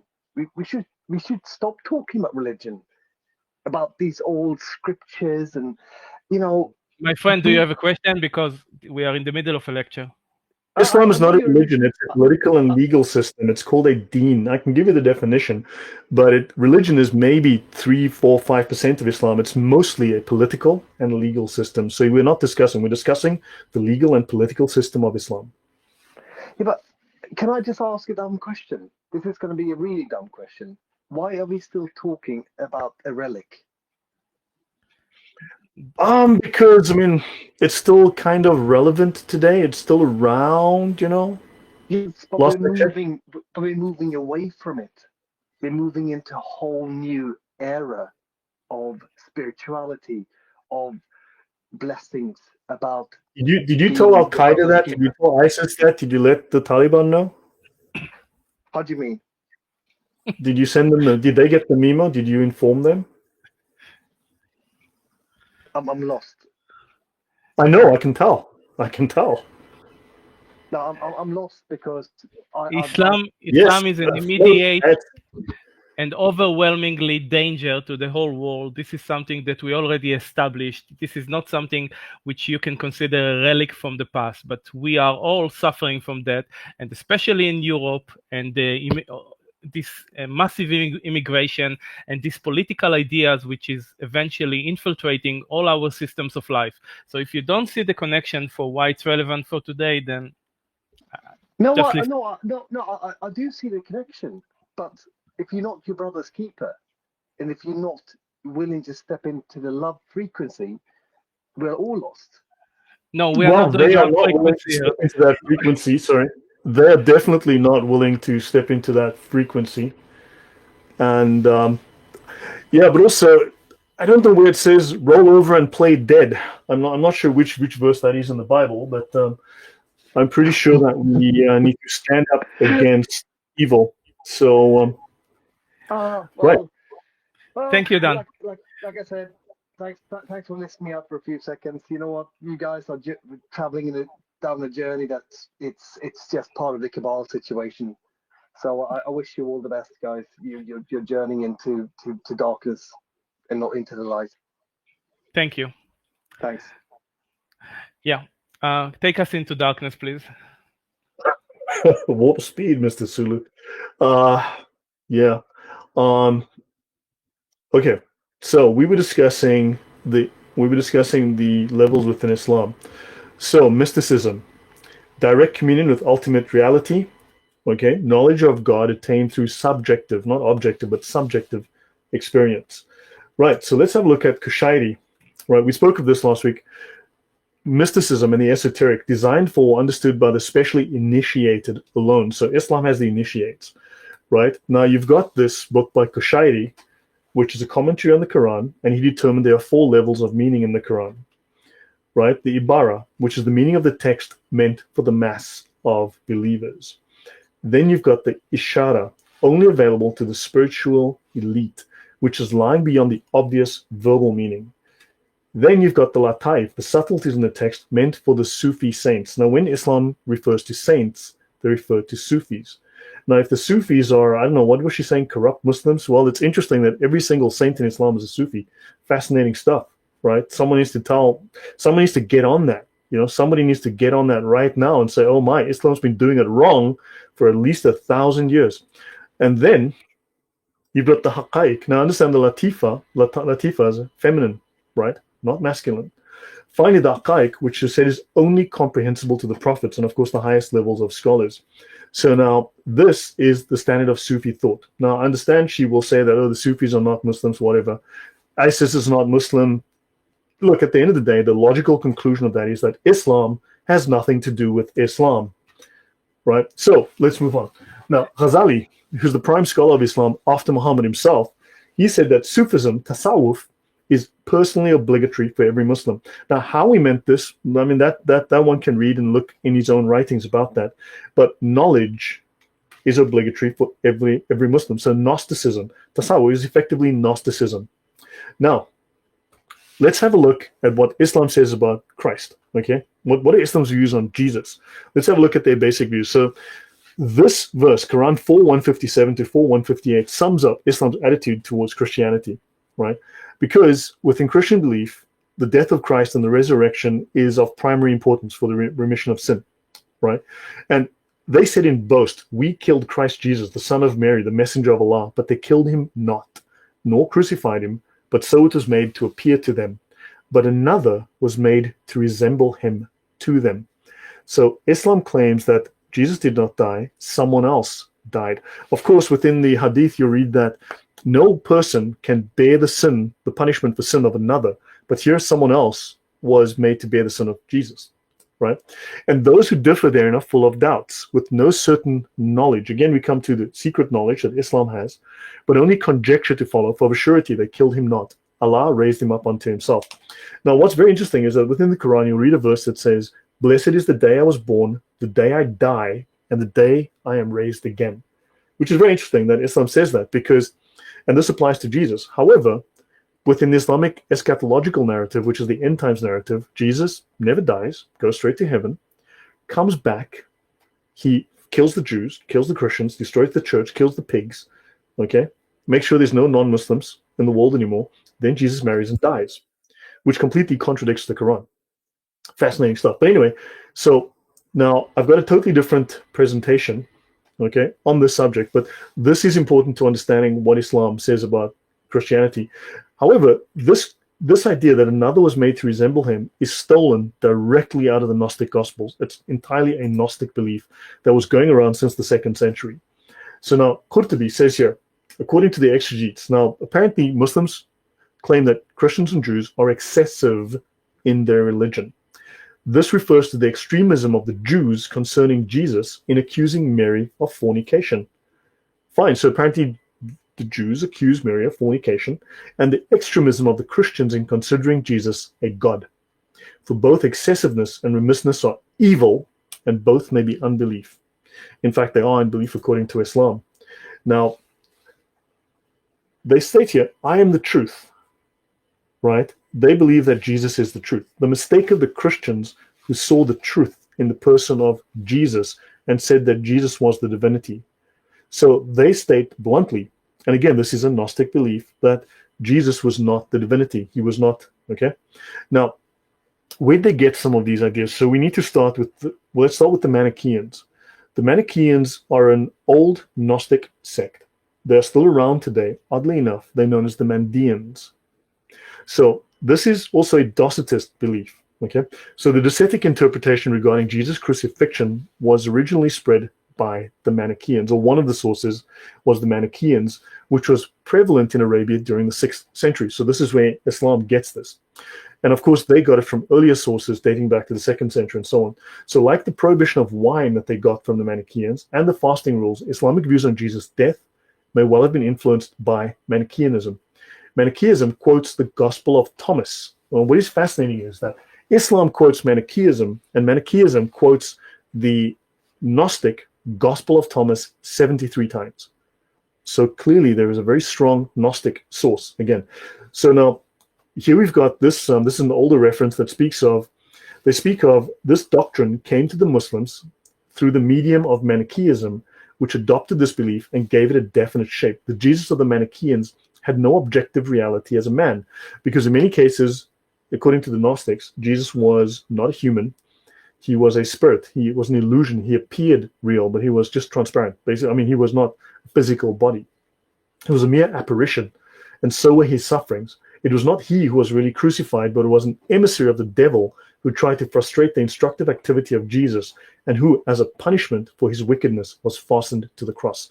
Now, when you go to the Islamic scholars and you read their different, in their what's called their tafsir, their interpretations or exegesis of the Quran, of the story of the crucifixion, they all have contradictory, vastly differing stories of what happened during the crucifixion. And many of these are just corruptions of older Gnostic texts, right? So now here's a book that told, this is a very old book, 1758, The Credibility of Gospel History. It's got a very long title, from a man called Photius from 820 to 891. In his Bibliotheca, he mentions the fact that in an apocryphal book called The Travels of the Apostles, it was asserted that Christ had not been crucified, but another in his stead. So again, Islam is borrowing writings that go back, oh, sorry, no, but okay, this is a writing about that, but sorry, there's a long history of this that goes back through from the 2nd century all the way up through these Gnostic texts. Islam borrowed this. And it states here, the Manicheans.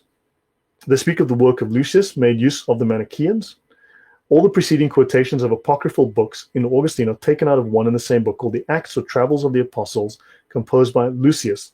The apocryphal Acts of Andrew, Thomas, Peter, John, and even Paul were not distinct books, but part of one and the same work called Acts of the Apostles.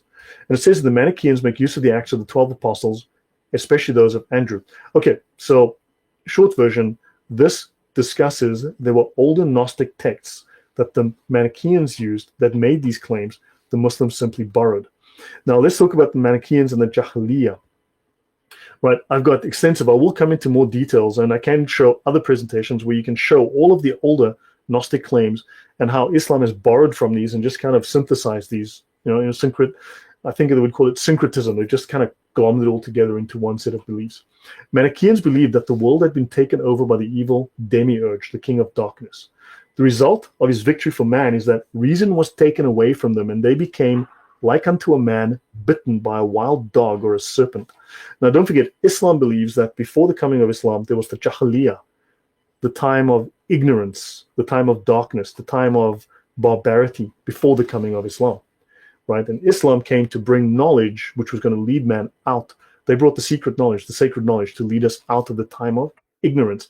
Just as the secret mystery cults, right, of the Gnostics believe that they have the secret knowledge that brings salvation, Islam believes it has the secret knowledge that brings salvation, right? The knowledge which takes you out of ignorance, because within the Gnostic sects, knowledge leads you out of ignorance to salvation. Islam leads you out of ignorance to salvation. For genesis of jihad, okay, Basilides. Now let's not get into Basilides now, but the jahil means ignorance, or you are not yet initiated into the truths of the faith. That's an interesting initiation into a secret society or a cult. They speak of also barbaric, anti-Islamic, and wicked. That's the Jahiliyyah.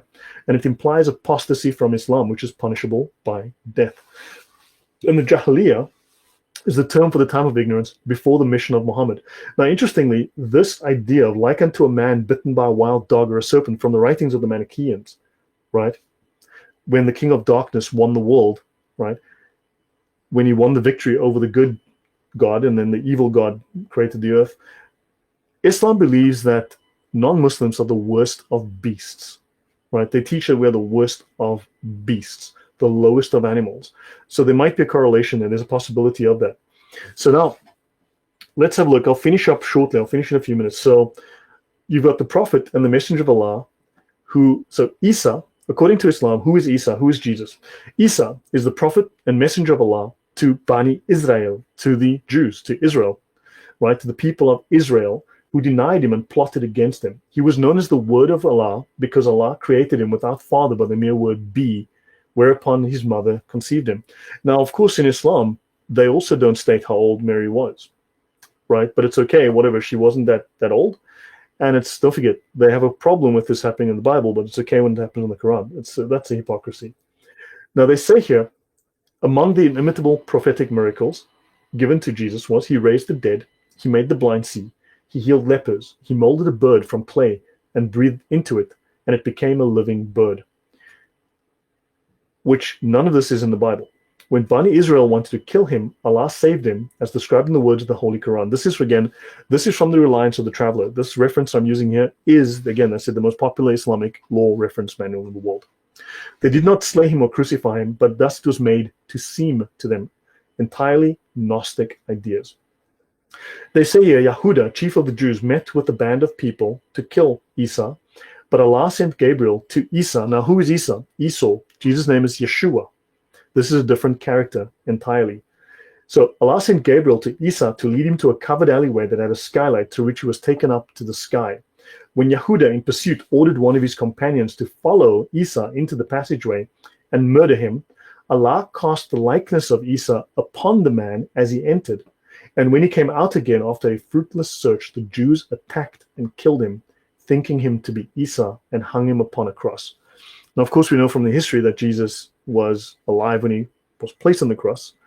So here they go against the historical narrative, but this is within the Shafei school of jurisprudence. This is the official narrative doctrine. But you can go through numerous different doctrines, which all contradict each other, tell a different story. In some of the stories, 4,000 men surrounded the house that Jesus was in. So Jesus could not escape, and he was still somehow disappeared through the roof. So yeah, I'll pause here for a moment. It's been all sorts of fun and games tonight. But any questions or comments from you? Oh, and I should mention, before I go on, hold on. This clay bird, okay, where Jesus molded a clay bird and breathed into it, this is a direct reference to the infancy gospel of Thomas, which is a known mythical Gnostic tale with no biblical support. It is also found in a book called the Arabic Infancy Gospel of the Savior. So Islam specifically and explicitly draws upon Gnostic gospels, repeats them as if they were gospel, right? So Islam has numerous references to Gnosticism, and thus you can see that Islam draws upon, and we'll go into that in depth next time. Yes, Harry? No, I just find it very interesting that Islam is also manipulating and corrupting the importance of the sacrifice of Christ for the sake of the sins of the world and all that. So they just omitted the whole thing and brought us a new narrative. It's incredible. Yeah, for instance, like she mentioned the Quran, right? This woman was mentioning the Quran. Now, what's interesting is that when you read through the hadiths, when you read through the seerah, the Gospels of Muhammad, what they call the biographies, right? Muhammad does all sorts of miracles. Muhammad, let's see. He did things that raised the dead. He made the blind see. He healed the sick. Muhammad made water flow. Muhammad made all sorts of miracles. Apparently, he was the most prolific miracle worker in all of history, of all the prophets, including Jesus. And yet, there's not a single mention of his miracles in the Quran.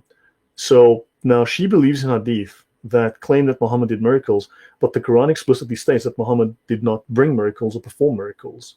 But yet, Muhammad apparently did, according to the scholars that she believes, because the way that she prays, remember when she was talking about, I said, show me how to pray. Because we can go into the Sharia, I can show you specifically how Muslims pray, because the specific methodology is taught within the Sharia manual. They teach you, this is what you need to do when you go to madrasa and you're 5 years old and you start learning how to do all this stuff. It's taught there. It's not in the Quran. The Quran says, yes, you should pray. And she read all that waffle to us that said, yeah, you got to pray. Okay, how exactly? How specifically? Show me step by step how we do this. If this was a dance routine, how would we do it? It's not in the Quran. Yes. Your Yeah, it's thoughts? very interesting that lady now is bombarding the channel with quotes from the Bible, the Old Testament, especially Deuteronomy. Help me with the name of the book. Deuteroscopy Deuteronomy. from Deuteroscopy.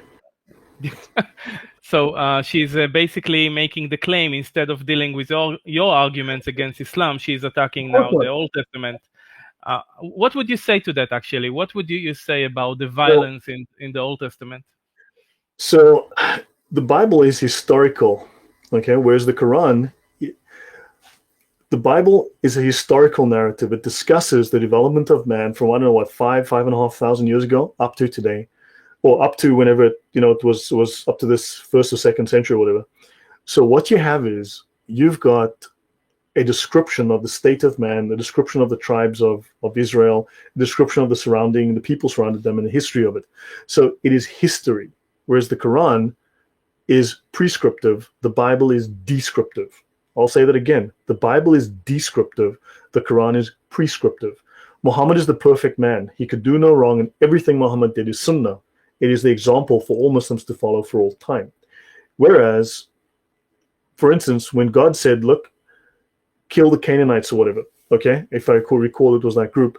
For 400 years, God had sent prophets to Canaan or whatever it was, and he'd said, look, you guys are committing child sacrifice. You are committing incest. You are violating my law. This is evil. It is corrupt. You must stop. And for 400 years, they ignored or killed the prophets. And eventually God said to the Jews, to the Israelites, these people are an abomination. I've given them 400 years to change their ways. Go and kill them. This was not an instruction to kill everybody, kill all in sight. Okay? This was not an instruction to go and kill everyone, everywhere, for all time. This was a specific instruction given for a specific instance. Whereas the Quran, all of its activities, the last verse of the Quran that was written, the second last technically, but the last complete verse is chapter 9. The instructions there state explicitly, go and make jihad against the whole world until the whole world is Islamic. So Hammond, let's go have a look here. Let's go have a look at, I'm just going to find a reference here. I can't spell when I need to. Okay, so this is very interesting here. I'm just bringing this up. This is one of the interpretations of Quran 969. It says here from Tabari, we are the helpers of Allah, and we are the viziers of His messenger. We fight people until they believe in Allah, and one who disbelieves, we will fight him forever in the cause of Allah, and killing him is a small matter to us. Okay, so now I'm going to find another reference. This one is from Muhammad's biography. When Allah gave permission to His apostle to fight, the second oath of allegiance at Aqaba contained conditions involving war, which were not in the first act of fealty. Now they, Muhammad's followers, bound themselves to war against all and sundry for Allah. All and sundry, everybody, no matter who you are, against all and sundry for Allah and His apostle, and He promised them for faithful service the reward of paradise. So Jesus did not have armies. Muhammad had armies. Jesus did not kill anybody. Muhammad killed people. Muhammad's followers killed people. Jesus did not have 22 wives over his career. Muhammad did. Jesus did not have sex with a child. Muhammad did. Jesus did not sleep with his son's wife after making his son divorce the wife. Muhammad did. Okay, these are all things. So, and these are things that Muslims are allowed to do because they're Sunnah. Muhammad is perfect. So, Islam is a religion of law. It dictates law. The Sharia is the Talmud of Islam. People complain about Judaism having the Talmud. So you've got the Torah, the 5 books of Moses, and then all that became the Talmud, the exegesis of all of that, and the development of Judaic law into the Talmud. Well, the Quran was exegeted into the Sharia, which is a ripoff of the Talmud, and a very backwards, inverted ripoff of the Talmud at that. So just like people have a huge issue with the Talmud, everyone should have an issue with the Talmud of Islam, which is the Sharia, right, and the fiqh. So understand, you've got now exactly the same situation. Okay, the Pharisees created the Talmud, which then created you've got the Moses, you've got the Torah, the Pharisees, and the Talmud, same thing. Scholars, took the Quran, there you go, Sharia, same nonsense. Okay? So the Bible is descriptive, not prescriptive. Christians are not told anyway to make war for all time on all and sundry. But this is, if you look at what is the legal definition of jihad, which you wouldn't give me, I did try and ask her. The legal definition of jihad in Islam is to make war on all mankind until they all become Muslims. Okay? It is permanent war on all mankind to make Islam primary in the world, and that's it. So does that answer your question? Does that go some way to answering that question, Harry? It does. It always does. Thank you. 1 second, I have a question.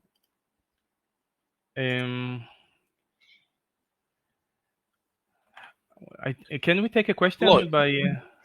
Sure, go ahead. Can I just shoot a real quick one? Why whenever an Islamic person mentions the name Mohammed, why do they always say peace be upon him after? They never just say his name. Yeah, they'll say that something blah blah blah, whatever. Because Muhammad is perfect. Muslims are required to love Muhammad with all their heart and all their mind and all their strength. So don't forget, Muhammad effectively replaces Jesus. Muhammad is the Islamic Jesus. He's the counterfeit Jesus, right? So Jesus is the Messiah. Muhammad is the King Messiah. Okay. Now Muhammad is also the replacement Moses. Muhammad is the Moses didn't finish the job. Muhammad finishes the job, but don't forget, Jews do not worship Moses. Effectively, Muhammad is worshipped within Islam because, according to the Sharia law, Muhammad must be loved by Muslims more than they love everything in their life, including their life. So they must love him more than their life. They must be willing to sacrifice it in jihad. But also they must love him more than their wife, their children, their parents, their career, their income, their friends, their family. So it's compulsory that they say this, that they do this. It shows that you're with the in club. It shows that you're woke. I mean, it's just one of those. I couldn't be a Muslim. I love food too much. Say again, sorry? I couldn't be a Muslim. I love food too much. Far more than, Can I ask a question, please? Food is up there. You want to know Saudi Arabia? Yes, you can. Saudi Arabia, for instance, has a massive problem with bacon smuggling. So it looks like they like bacon too. Can I please ask a question? It's Sure. to Lloyd. Sure, please go ahead. Yeah, hi. I'm from Western Australia, but I'm listening and it's very, very interesting. Have you had an opportunity to debate with the scholars you mentioned? Because obviously what you're bringing up is going to be very difficult to explain or convince them that are in such massive levels of indoctrination. So, I mean, what you're dealing with over in Europe is obviously completely different from what's going on in Australia. But I just was wondering whether you've had the opportunity to debate with them. So anytime anyone, I have a YouTube channel under my name, Lloyd de Jong. I have a YouTube channel. I've got plenty of videos discussing this, and shorter and longer videos, and going through the Sharia, teaching people what the Sharia says. Because look, the Sharia has major explanatory power. It explains Islam very logically, very consistently. So I have reached out to various people. When I go onto Facebook forums, for instance, where they have these guys who are at seminary. Now, I can mop the floor with them. I've been on with them, and I'm like, okay, well, look, you've just said the following, but according to your scholars, according to these references, these are the fatwa, these are the rulings, this is the ijma, the consensus, right? The final decision as to what this means. And give me 5 minutes and they'll block me, okay? Because I'm embarrassing to them. I'm revealing things they don't want revealed. Understand? Because this is slander. Telling the truth that is embarrassing to Islam is slander. Slander in Western law is to tell a lie. Slander in Islam is to tell an embarrassing truth. Okay. 2, it falls under another category called namima, okay, which is tale-bearing, which is to say something about someone, like when I speak about Muhammad, that is not flattering to them. This is illegal. Okay. Also, it is, remember the law that I read earlier that stated that lay Muslims are not to know the details of scholastic theology. So they are allowed to know something about the Sharia, of course, how to follow the regulations, but the specific details is supposed to be denied to them by the imams because this will cause doubt, because the stuff is just totally just Doesn't make sense. But look, when I have gone online, I've been blocked very, very quickly. I get banned from the channels on YouTube and on Facebook. And anyone who comments on my videos, I always invite them on. I'll invite them on and say, look, you're a big mouth. You seem to know a lot. Come on my channel. We're going to read the Sharia together. I'm still waiting for a taker. It's been a few years now. I'm still waiting. So people are not keen. Now, also, they want to debate. Understand the way that you... Let me show you let me show you. The way that they view debate is totally different to the way you view debate. I need to show you this. Okay, I need to make this very, very clear to you. So... Yeah, thanks. That's interesting. Cheers. Sure. Okay.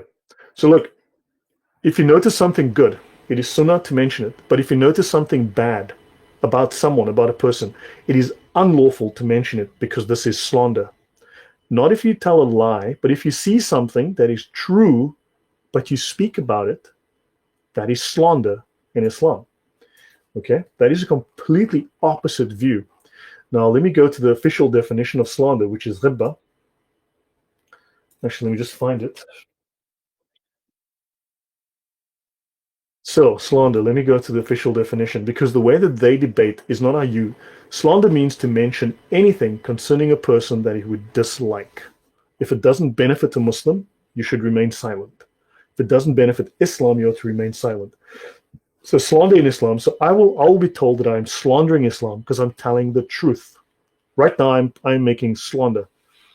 Understand? So the way that they debate is a format of using rhetoric to deceive. It's a very sophisticated form of sophistry, which was developed within the 9th century.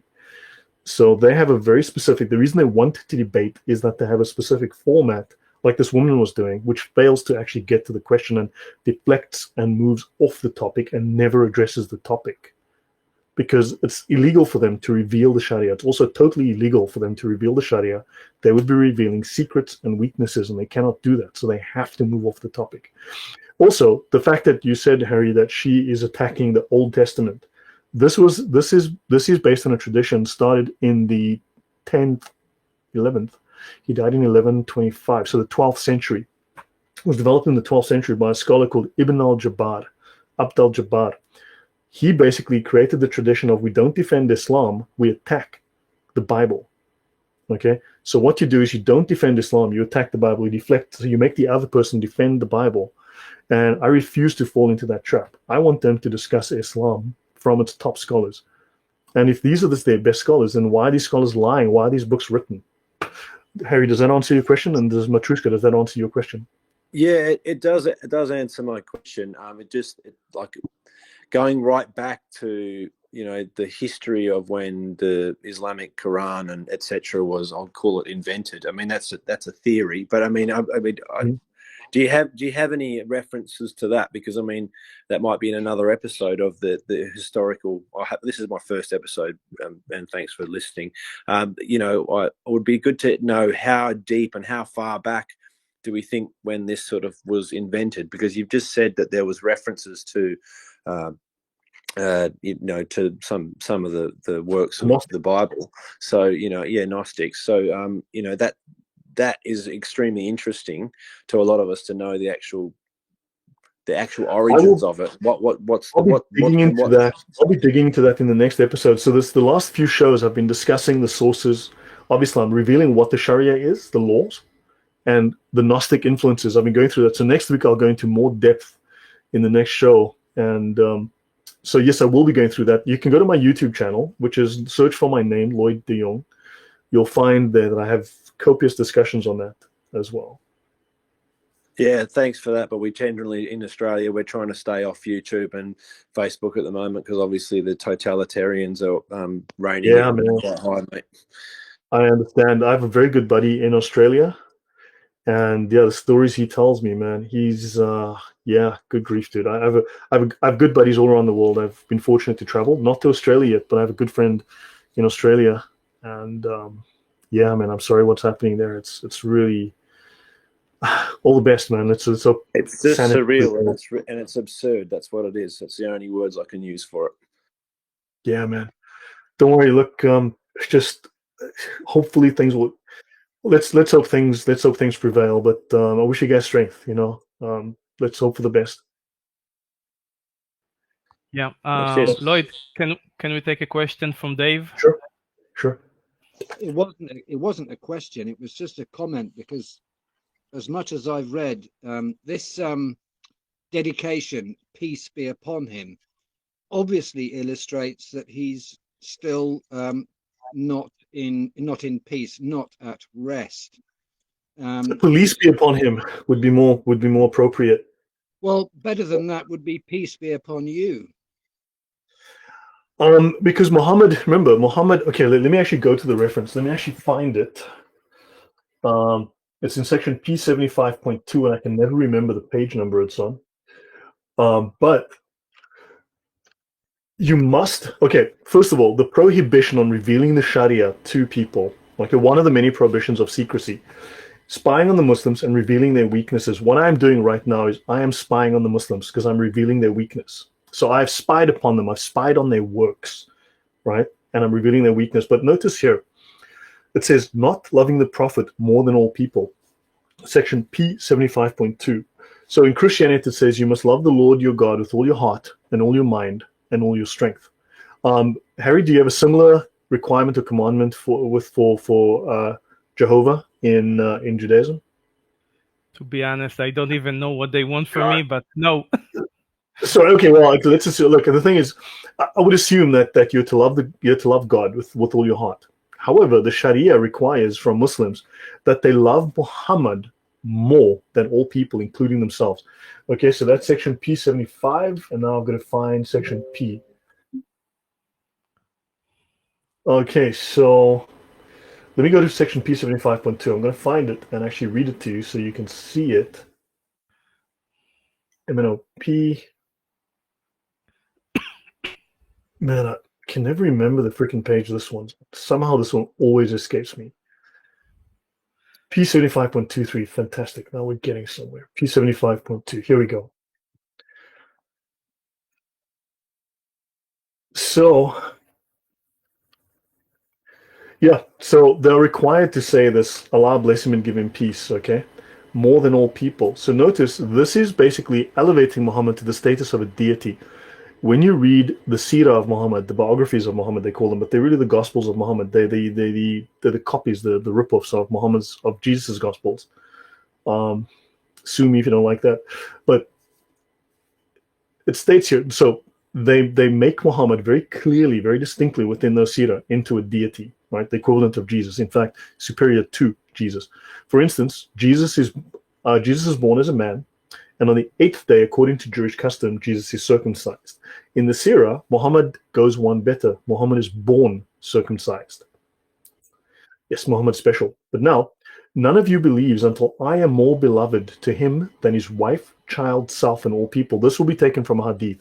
And Muhammad said, the Prophet said, none of you believes, none of you is a proper Muslim, none of you believes in Islam until I am more beloved to him than his wife, child, his life, and all people. And love of the Prophet means the will to obey him and not disobey him. This is one of the obligations of Islam. So Muhammad must be more important to you than everything in the world, which is crazy because Moses is not someone that Jews love as if Moses was God. Does that answer your question?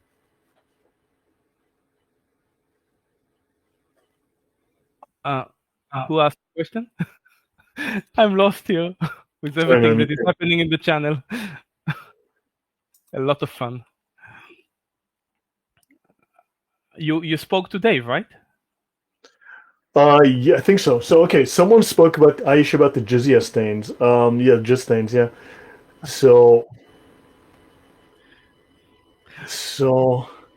oh, good grief. So maybe I need to go into that. Maybe someone actually wants to know about that. I want to know if they had wet ones during that time. Again? Hold on. We're gonna go into. Never mind. Okay, I didn't get that. Sorry about that. Okay.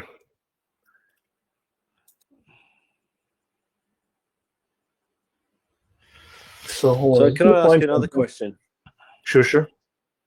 So your debates, Lloyd, and you're explaining in these episodes. I mean, I presume it's to just inform the public of the and of the roots of Islam, and to sort of prepare them and just say, hang on, this isn't really what we want in our society. I mean, that's I'll probably see. I'm presuming that's what you want to get at right at this point in time in history.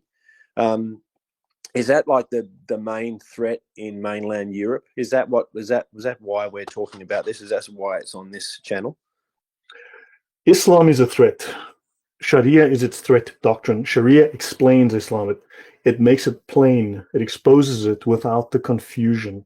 Because Muslims can go in they can run in circles around the Quran because there are contradictory verses in the Quran. Like this woman said earlier, one scholar says fight, the other scholar says peace.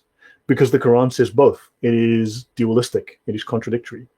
So how do you find the consensus which explains this contradiction? Well, the doctrine is called abrogation, which works out which is superior.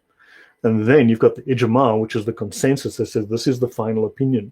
And that is the final doctrine. Now, Islam is explained through the Sharia. It disambiguates, it removes all the confusion and tells you what remains that is still relevant within Islam. So Islam, if you look at the legal definition of jihad, not the colloquial or dictionary, but the legal definition of jihad is warfare for all time to impose Islam. Now, warfare, there's at least 14 different kinds of jihad. 14. Which one are they doing? Are they doing jihad with a knife, jihad with a gun, or are they doing jihad of the mouth, jihad of the pen, jihad of the wallet? Are they doing, you pick one. Which one are they doing? They're all doing jihad, just which one, right? So they're allowed to win through whatever means that they can. Now, so people do need to understand, Islam also goes against the laws, it goes against the morals, the norms of Western society. It is completely antithetical to Western beliefs, Western society, Western norms. I personally would be very unhappy if everyone voted for Islam to become the religion of Europe, and as what will happen once Sharia becomes fully entrenched and fully implemented is that you will see there is no lower limit. Read the fatwa. I can bring up plenty of references, but we can bring up the fatwa that shows, for instance, I mean, who wants their 3-year-old given to some 40-year-old man so that he can have sex with her? Because that's legal in Islam. It's perfectly legal, okay, under the Sharia. So yeah, I want to make sure that people understand what they're getting into, what they're allowing into their countries, and that this needs to be rejected. Hopefully that answers your question. Someone mentioned semen. Yes. Sorry. Jeez, Yeah. yeah. Someone mentioned semen. So Muhammad's 6-year-old wife scraped semen off his clothes with her fingernails constantly, regularly, routinely. Let's go through a selection of these hadith that this woman mentioned earlier, the hadith she loved so much. Lloyd, can you send the quote you're reading from into the main channel in the We Are the 99, please? I can probably copy and paste this. So give me a sec. Thank you. So let me just scroll down here. Okay, I'm just going to paste this into the chat quickly, and then I'll read it for you. Thanks. Hopefully this has been entertaining. So I'm just going to paste it into we're the 99%. Right? Bob's your uncle. There it went. So let's read this here. So Muhammad's wife. Let me go back to so I can read it off the screen here. Narrated Aisha, Muhammad's wife, his 6-year-old wife. I used to wash the traces of semen from the clothes of the Prophet, and used to go for prayers while traces of water were still on it. Water spots were still visible. Right? As above, this is Sahih Muslim. So Sahih Bukhari. So Bukhari is the most trusted, the most authentic, most authoritative of all of the hadith narrations. Narrated blah blah. I asked Aisha about the clothes soiled with semen. She replied, I used to wash it off the clothes of Allah's messenger, and he would go for prayer. I heard Sulaiman blah blah, the clothes soiled with semen. He said that Aisha had said, Muhammad's wife, I used to wash it off the clothes of Allah's messenger. I used to wash the semen off the clothes of the Prophet, and even then I used to notice one or more spots on them. So she didn't wash all the spots off. Muhammad would go and pray with jizz all over his clothes. I used to scrape off the semen, dry semen, from the garment of the Messenger of Allah, the perfect man. Don't forget. Now, Harry, without being blasphemous, but is there any discussion in the Torah of Moses having his 6-year-old wife scrape semen off of his robes? I don't know, but I guess the Jews had washing machines that time, so that wasn't a problem. But there's no mention of it, right, within the Holy Scriptures. There's no mention of it in the Holy Scriptures, right? I don't think so. So, yep, to my knowledge, not. And the pages would stick, you know? That is also true. I think Hans has a question. Sure. Yeah, where is it? Where is he? 1 Go second. ahead. Hans, go ahead. Hans, I unmuted you. So, anyway, until Hans gets here. So, notice there are numerous references to semen on Muhammad's clothing. I often scrape semen from the garment of the messenger with my hand. There's even one mention where she gets it under her fingernails. So this is the perfect man, ladies and gentlemen, who had cum all over his clothes. Yo, can you hear me? Yes, Hans. Hello? Yes. Yes, we Ich can kann nicht hear hören, you. Hans. Was willst du sagen? Yeah, can you please read out of the actual Quran and not these made up things that you're taking out of context? Can you please stop lying to me and realize that the hadith are actually sources of Islamic law, and in fact, these are required for you to believe as a good Muslim.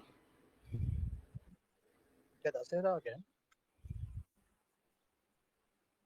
I'm sure you heard me quite well. No, the phone was on speaker. I missed your point. Say that again, sorry. No, how about I don't? So can you please read out the Quran and not take this out of context? So tell me, is Sahih Bukhari a fake Islamic scholar? Is Sahih Bukhari the most trusted of the hadith narrations, or is he a fake scholar?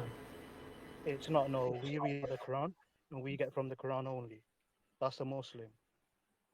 So you want the Quran only? Are you a Quranist? Sorry? You realize a Quranist makes you an apostate. Being a Quranist and rejecting the Sunnah makes you an apostate. No, it doesn't. How do you know that? You're very big. So you don't believe in the Sunnah of Muhammad. You don't believe the Sunnah of Muhammad. I believe in the Sunnah of Muhammad, yeah. This is the Sunnah of Muhammad. So why are you rejecting it? Who told you that? Who told you that? Sahih Bukhari is not. Can you please read out the actual Quran? Read out the actual Quran, the book, the actual book that he brought out and he got the message for. Not out of these made up things that people have wrote and you're taking out of context. Can you actually read the actual proof out of the Quran? Because you never. What is out of context of I used to scrape? What is out of context? What Muhammad's wife says, I scraped semen from the garment of Allah with my hand. Was you there with her? Was you there with her? So you saying that the Sunnah of Muhammad is false? Was you there with her? Yes. So the Sunnah of Muhammad is false. That is fascinating. So you saying that millions of Muslims believe these extensive writings about Muhammad that are totally false? No one believes that. You're putting words in my mouth. I don't believe. No one believes this. I wonder. I mean, good grief. Are you saying that Muslims don't believe the Sunnah? Read out the Quran. But he's giving you the Sunnah. He's giving you the Sunnah. No. Sorry, Hans. He's giving you the Sunnah with specific quotes. What's the Sunnah? What is the Sunnah? What do you know of the Sunnah? Read the Quran, not the Sunnah that people have wrote. You know that the Bible was written by many people. It was all faked. That Sunnah is the same thing. It's been written by many people. The whole science. So can you read out the actual Quran? So your mujtahids. Hans is trying to answer you. 1 second. So your muhadith are all liars. They're all dishonest. Oh, what? Sorry. So your muhadith, your Islamic muhadith, are all liars and dishonest scholars. I'm a Muslim and I follow Mohammed, peace be upon him, and I read the Quran. That's it. Just let's leave it at that. You see, now, because you're a lay Muslim, you're at the Ibaha level of Islam. You're at the lowest level, right? Because you're a lay Muslim, you're at the Ibaha level of understanding. You're only allowed to read the Quran and some of the Hadith. Understand? So, which means that the higher levels of understanding are off limits to you. The scholarly levels of understanding are actually off limits to you.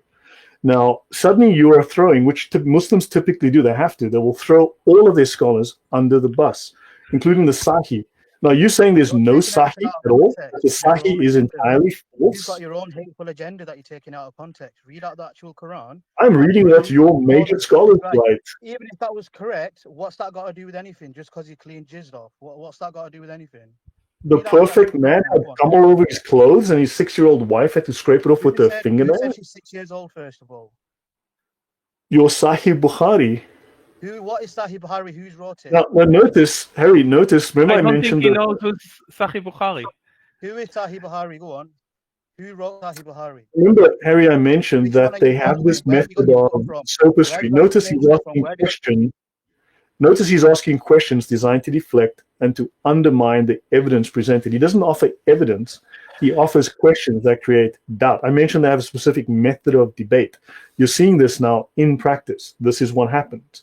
Now suddenly he's throwing the major scholars, the muhaddith, under the bus. Right? Suddenly, whatever embarrasses Islam, because remember I said I'm guilty of slander and talebearing, right? Ghibba and namima, right? Ghibba also is known as backbiting. So now he has to try to defend Islam, and so now he's practicing commanding the right and forbidding the wrong. So he's got to go through this whole process. Remember I mentioned they have a rhetoric that is deceitful in the beginning, and this is precisely what they are doing. Yeah, he's saying that you full of bullshit. You're taking stuff out of context. Read from the Quran. Don't mute me if you can't take the truth. I have a better. Never mind. These people. Can we take? Tell me the hadith. Now the question is: now Muslims quote these hadith left and right, whole day, every day, and suddenly, when the hadith are embarrassing, suddenly it's like, oh, that's not true, which is interesting. Islam is the only religion where Muslims lie to defend it. Crazy. Yeah. Do you want him to still And respond? also, Or? they've got to claim that their own scriptures are false to defend the religion. Who would go around saying, but our scriptures are false? That is crazy stuff. He's saying, who quoted those hadith? Why are you making things up? I don't care about this, Hans, but do you have like some kind of an answer that we can show the audience that will put an end to this lie? I mean, we saw his objection, and I recognize that as a deception. I don't know about the others here, but do you have like something to show us that can put an end? Can I say something? I don't think he may be going from a deception. I mean, when he's asking whether he reads from Quran, maybe it's because that is what he's only reading. Maybe it's not because he's. I mean, I understand, Lloyd, you're saying that what you understand, and you know a lot more about it than most everybody probably on this chat, is that you need to have a different level of understanding within the hierarchy of Islam. However, if you've got millions of people around the world that are reading just the Quran, it's like having millions of people around the world probably reading the Bible. Okay, just the Bible. The Quran doesn't stand alone. The Bible stands alone. The Bible does not have hundreds of additional. I understand that. I mean, I personally, I'm a Christian, but however, around the world at the moment, we're going with this debate about, what's right and wrong, and in the end, I'm just probably from objective point of view, is that I'm thinking that he may be thinking, I'm reading just from the Quran, and he doesn't. Those other texts are irrelevant to him because he only reads the Quran. Maybe that's not true. He's lying. Bluntly, he's lying to me because he knows they believe the hadith. Because remember, even this other woman mentioned the hadith because she said, look, what is not in the Quran, because when I said, show me the procedure for prayer, she couldn't show it in the Quran. She gave us some waffle. They said, well, it's in the hadith. Now this guy's saying those same hadiths that they rely on are suddenly false and unnecessary. So, yeah. Yeah, so hold on. Correct. So if he says, well, I don't read any of them, then that just ends that debate. If he references any of the other texts, then we definitely know it's a lie. But if he only says he only reads the Quran, then it's so let's have a look. Let's have a look here. Let's look within the Sharia. Let's look at the top scholars of Islam. These are not scholars that were born yesterday. We're talking, this book is at least 900 years old. It's about 900 years old. Okay, so it's well established. Right, it is very, very well established. The most famous Islamic lawman in the world, still around, still republished, still sold. It says here, types of hadith include hadiths which are mutawatir, related by whole groups of individuals from whole groups in multiple continuous channels of transmission leading back to the Prophet according to them, such that the sheer number of separate channels at each stage of transmission, too many for it to be possible for it all to have conspired to fabricate the hadith, which is thereby obligatory to believe in, and denial of which is unbelief, which is kufr, which makes him an apostate. I did not write this, but it states here. Now, Sahih Bukhari is the #1 hadith writer on earth in Islam, period. Sahih Bukhari means reliable, authentic. Sahih Bukhari is the most important of the Islamic scriptural texts after the Quran. All right? So there you go. If you want to find out more about Islam, you have to go to that hadith. There's no option. There's no choice. Sahih Bukhari is the #1 collection of hadith, and it states here that these hadiths are mutawatir. It is obligatory for him to believe in them, and denial of that is kufr. Now, tell me something. Did I present evidence for my points? Did I present evidence, or did I just pull shit out of my butt and just make up a story with no? He was waffling. Understand? He's lying because it is compulsory. It is obligatory for him to lie.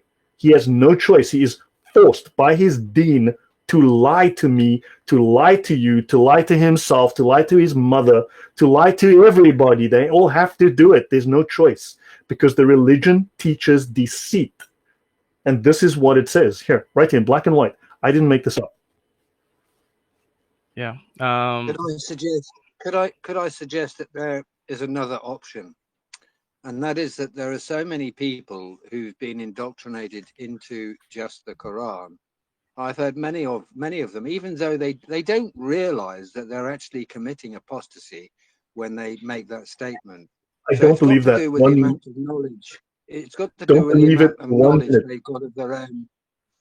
They all become Quran only the moment you know things that are embarrassing about Islam. The moment you show things that are embarrassing, they all, to a man, become Quran only. I only believe in the Quran. Dude, it's so repetitive. They need to come up with a new script. Could we let Hans see if he can answer that question specifically, because he's still here? Can we do that, Lloyd? Bring on, yeah. Hans, go ahead, enlighten us.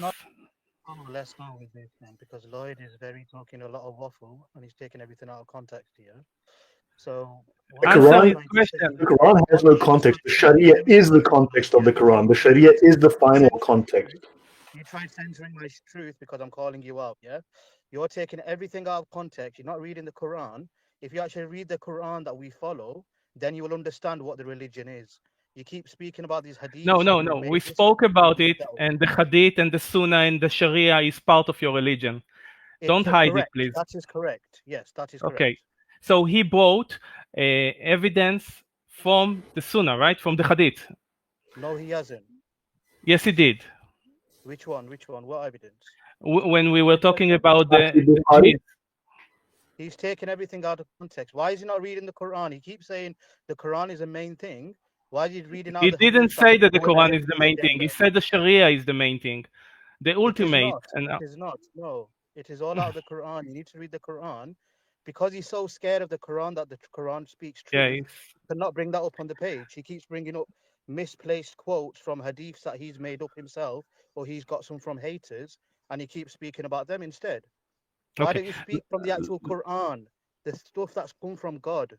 Okay. You know the hadiths that you're talking about have been made after the Quran, after people have thought. Oh, we know they were made up. We know for a fact they were made up. Dude, they're a bunch of made up garbage. But the main information source, which is the Quran, it's that simple. The most incomplete information source as well, because the Quran, unfortunately, if you don't have the hadith, you won't have a clue what's going on in Islam, because the hadith complete the Quran. Who told you that? Show me where the 5 daily prayers are mentioned in the Quran. Show me where the 5 daily prayers are listed in the Quran. Where they mentioned, where they named. Where they named and mentioned. The Quran mentions you have to do 50 daily prayers, right? But that's been taken down to 5. That's not what I'm talking about. We're not talking about the night journey. We want to know specifically where the 5 daily prayers listed for us. Where are they listed? Lloyd, because it's not. Prayers are mentioned in the night journey. You've contradicted yourself again. Hans, he has a specific question about the 5. 1 second, Hans. He has a question about the 5 specific prayers of the day. Can you show us where in the Quran it's mentioned? Where they're named, where they're listed and named. No, they're not named and mentioned. They're not named. Where are they named? They've got 5 names. So they've got names. Each one is a name. Where they're named and listed in the Quran. Good luck. What you can do is drop it in the chat. Let us know where they are, because you're going to find it for us, right? Good luck. Good luck with that. Why you Good why luck you with that, dude. source of division now? Because I've just called your truth out, you're now trying to pick on So the something way that else. Muslims pray in the mosque, the way that you pray in the mosque, those instructions for how to do the prayer, step by step, okay, the step-by-step instructions for performing the prayer correctly. Give us the exact location of where those instructions are found in the Quran. Good luck with that too, buddy. Not going to find it. How do you perform a marriage in Islam? It's not in the Quran, but good luck finding it in there. They are The in the Quran is Quran. still incomplete. You're not going to find any of that stuff in there. So that is why your scholars made exegesis in the Sharia. And that is where you find all of this information laid out. Who's told you about Islam? Please tell me that first. Who's taught you Islam? So understand. So Harry, he's going to distract. He's going to move off the topic. He's going to change the goalposts. No, who Understand. taught you He's Islam? not going to provide any evidence. Notice he's asking questions. Notice. No, do you Take need careful note. donations? Have you got an agenda? Have you got a hateful He's agenda? asking questions. Okay. Yeah. He's asking questions. He's constantly utilizing questions to deflect, to distract. He's not providing evidence. Understand? If he had evidence, he would give us the quotes, this verse, this chapter, and so on. It's not in the Quran. He can't. He'll never get to it because it's not there. Good luck. If he shows it to me, good luck with that. But understand, the Sharia explains the Quran. The Sharia is the final interpretation, is the final, what's the word, context of the Quran. So now we've just shown you. Now, is it an accident that this passage here appears neatly within the Sharia? So Harry, from your perspective, I mean, considering that you're an evil Jew who hates the Christians, right? And you're never going to support me because you're a bad Jew. Does it look like what is your objective view of this passage that I have here in front of me? About related, but 1 second, let me. The types of Sunnah Hadith. Yeah. I mean, why was this written? This is written by Muslims. It's verified by Muslims. Does this prove my point? Did you think this at least lends evidence to my point? 1 second, I'm reading. Yes. Denial of which is unbelief. Yeah. It does. It's like it's amazing how they are ignoring their entire religion and focus on the Quran just to escape the, how do you call it, your arguments. They never deal with your argument. They just say that you make it all up. So whoever asked me earlier if I want to do a debate, do you understand why it's impossible to debate with them? Because they cannot. It is impossible. They cannot deal with the facts of their own deen. They're not allowed to reveal them. They're not allowed to speak about them. They cannot reveal them to you. It's illegal. It's the death penalty if they do. They can't. Understand? So they have to lie. They have to deceive. This religion. It's not even a religion. It's a deen. It's a political and military and legal system. It's a mess. You know, I personally believe that Hans simply is not aware of his own ignorance, and I don't think he's deceiving on purpose. He's Hans. He's a German. I think he accepted the Islam on him or something like that. Never mind. Last question from Kalan. Let's see where that goes. Kalan? Kalan, you can speak. Or maybe. Give me a moment, yeah. I really want a question. I was wanting to make a comment. I see what Lloyd is doing because whenever I used to argue with Mormons, it wasn't the Book of Mormon that I would actually have to address. It would be the Pearl of Great Price, and it would be Deeds and Covenants. And they would use the Book of Mormon as an afterthought, but their evangelists would use the Book of Mormon. But to actually get to the crux and the point of their faith, you actually have to address the other books rather than the Book of Mormon. And I can see exactly what Lloyd is actually doing. I have done a little bit of study with what your topic is, and I just am so grateful to hear a man that actually addresses the truth about what the Sharia law is actually wanting to bring into every country that it touches. And that's all I wanted to say. Thanks. Thank you so much, Kalan. Thank you. So yeah, I've gone on for a while, and it's been an interesting couple of hours. Look, I mean, I have little patience with nonsense. I mean, honestly, I have little patience because it's all dishonest. Um, if we go into jihad and I go into other Sharia manuals, they say the same things. If we go into child marriage and child divorce and child sex, you go into other Sharia manuals, they say the same thing. How is it that every major scholar of the four schools, that woman earlier acknowledged the four schools? Why is it when you go into their legal text, they all say the same things? You want to have sex with a 3-year-old? Knock yourself out. If you tear her vagina down to the anus and you rip the skin open, well, don't do that again. But if nothing happens, enjoy yourself. That's disgusting. That is filthy. They all say it. They don't contradict. Show me show me in an authoritative Sharia manual, not some random book written by some random scholar who disagreed. Show me within the authoritative manuals of the four schools where I am wrong. Show me. I'm reading. I'm not making this up. I'm reading right out of the books. Lloyd, So- you're lying to us all the time because you're not talking about the Quran. I'm sorry. Everything is invalid.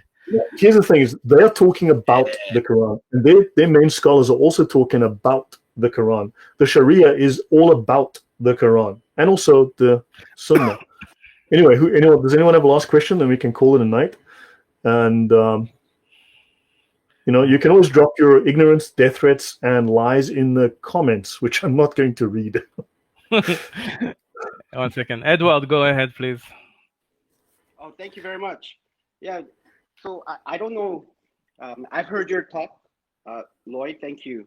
Thank you for preparing and articulating such a difficult topic for people who don't know at all, other than what I see on TV. So this is very eye-opening.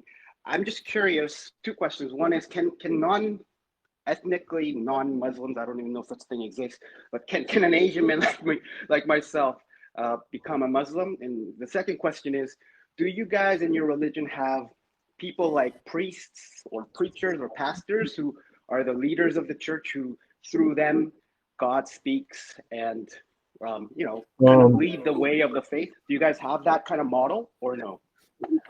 Who's you guys? I mean, I'm not a Muslim. Yeah. So, oh, you're not a Muslim? Oh, sorry. I thought you were a Muslim person. So I'm talking about... Oh my God, Edward! Oh my God! Oh my God, Edward! When I say... Sorry, I just come in and out. So I appreciate what you're teaching, and I understand it. But I'm just like those 2 facts. Like, I'm curious if Muslims, not you, but Muslims who practice Muslim, have Islam. teachers, and also, or Islam. Islam has. So look, I mean, I prefer to give answers when I can go to the reference works and actually show on the page, right? But to tackle that, to become a Muslim, all you have to do is pick your nose, spin around 3 times, and say the name of Allah, and Bob's your uncle. Okay. Okay, maybe not exactly. The basic fundamental of what constitutes a Muslim is someone who believes in Allah, believes in Muhammad, and believes in the last day, right? The end times when Muhammad comes back, right? And to become a Muslim, you say the Shahada, the testament of faith, okay? You basically make a verbal declaration of your faith, right? The verbal declaration of faith, the Shahada, which also, for the Muslims, please show me where the full Shahada, as Muslims say it today, where is that in the Quran? I'd love to see it.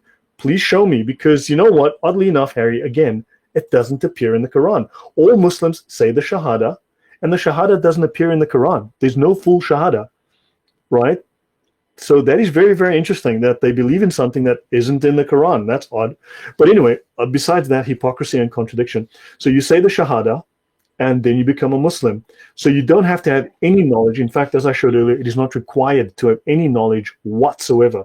You're expected to believe with total certainty with zero knowledge, right? Okay. So you can say the Shahada, and you're a Muslim. It's like bang, just like that. Okay. Without feelings, the act of saying it is meeting the because the act of saying it is a contract. The act of saying is technically it's a contract. If I recall, it's called bayan or baya. I need to have a look at it, but it's a contract. So you are signing technically a contract, a verbal contract with Allah, and if you break that contract, the penalty is death. See, It's that's a weird contract of because sale. It's a contract of sale, you, technically speaking. right, Yeah. right. That's weird because you make contracts with the devil. You don't make contracts with God. That is a very. I've raised this point in the past. You sell. You see, it's a contract of sale. Remember, I said a contract of sale. Hmm. So, what do you sell to the devil? That What is did you say you sell to the devil? Well, you sell your soul to the devil, right? And you do a Yes, contract with the devil. But you it's a never contract of hear sale. you do a contract with God, right? At least in the No, Western world, you don't hear no, that. That's correct, interesting. Okay. And what about correct. my first question? Oh, that was your second question. Oh, Okay, so look, you get prayer leaders, and imam is a prayer leader. Now there's different classifications and gradations. So again, I do not have the notes in front of me. It's not like I'm prepared for every question. As you've noticed, I prefer to show the notes on screen directly so that everyone can see that I'm just reading it off their own books. I'm not making it up. But someone who leads, if there's 2 or 3 Muslims, right, someone has to become the prayer leader, and that's an imam. He's just leading the prayer. But an imam could also be an educated mujtahid, who's a scholar, a legal scholar, who is entitled to know everything about Islam and make religious decisions for his community. So within Yeah? within the religion, you guys, or not, sorry, not you guys. So for the last like 5 weeks, man, I thought you were. Anyway, so the Muslims, they will. What's underlying that question is this: I want to know if there's someone, a leader within the community of faith that they believe in, if there's someone who guides people, So they will have, and if so, then what do they believe? Do they believe just the Quran, or do they believe the books that you talk about? They believe because if they believe the books that you talk about that came after the Quran, then what you're telling is that, like, how can anyone argue against that, right? If the leaders are saying, okay, we collectively believe in the aftermath interpretation of Quran by these scholars, and that is the truth, then how can anyone argue against that? So I think that would be a good asset to your argument.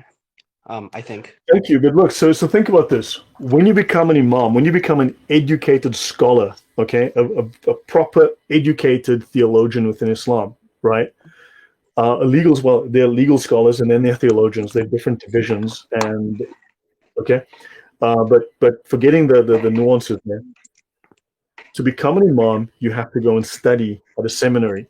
The prime seminary in the Sunni Islamic world is Al-Azhar University in Cairo, Egypt, which I've mentioned, okay, which validates this book.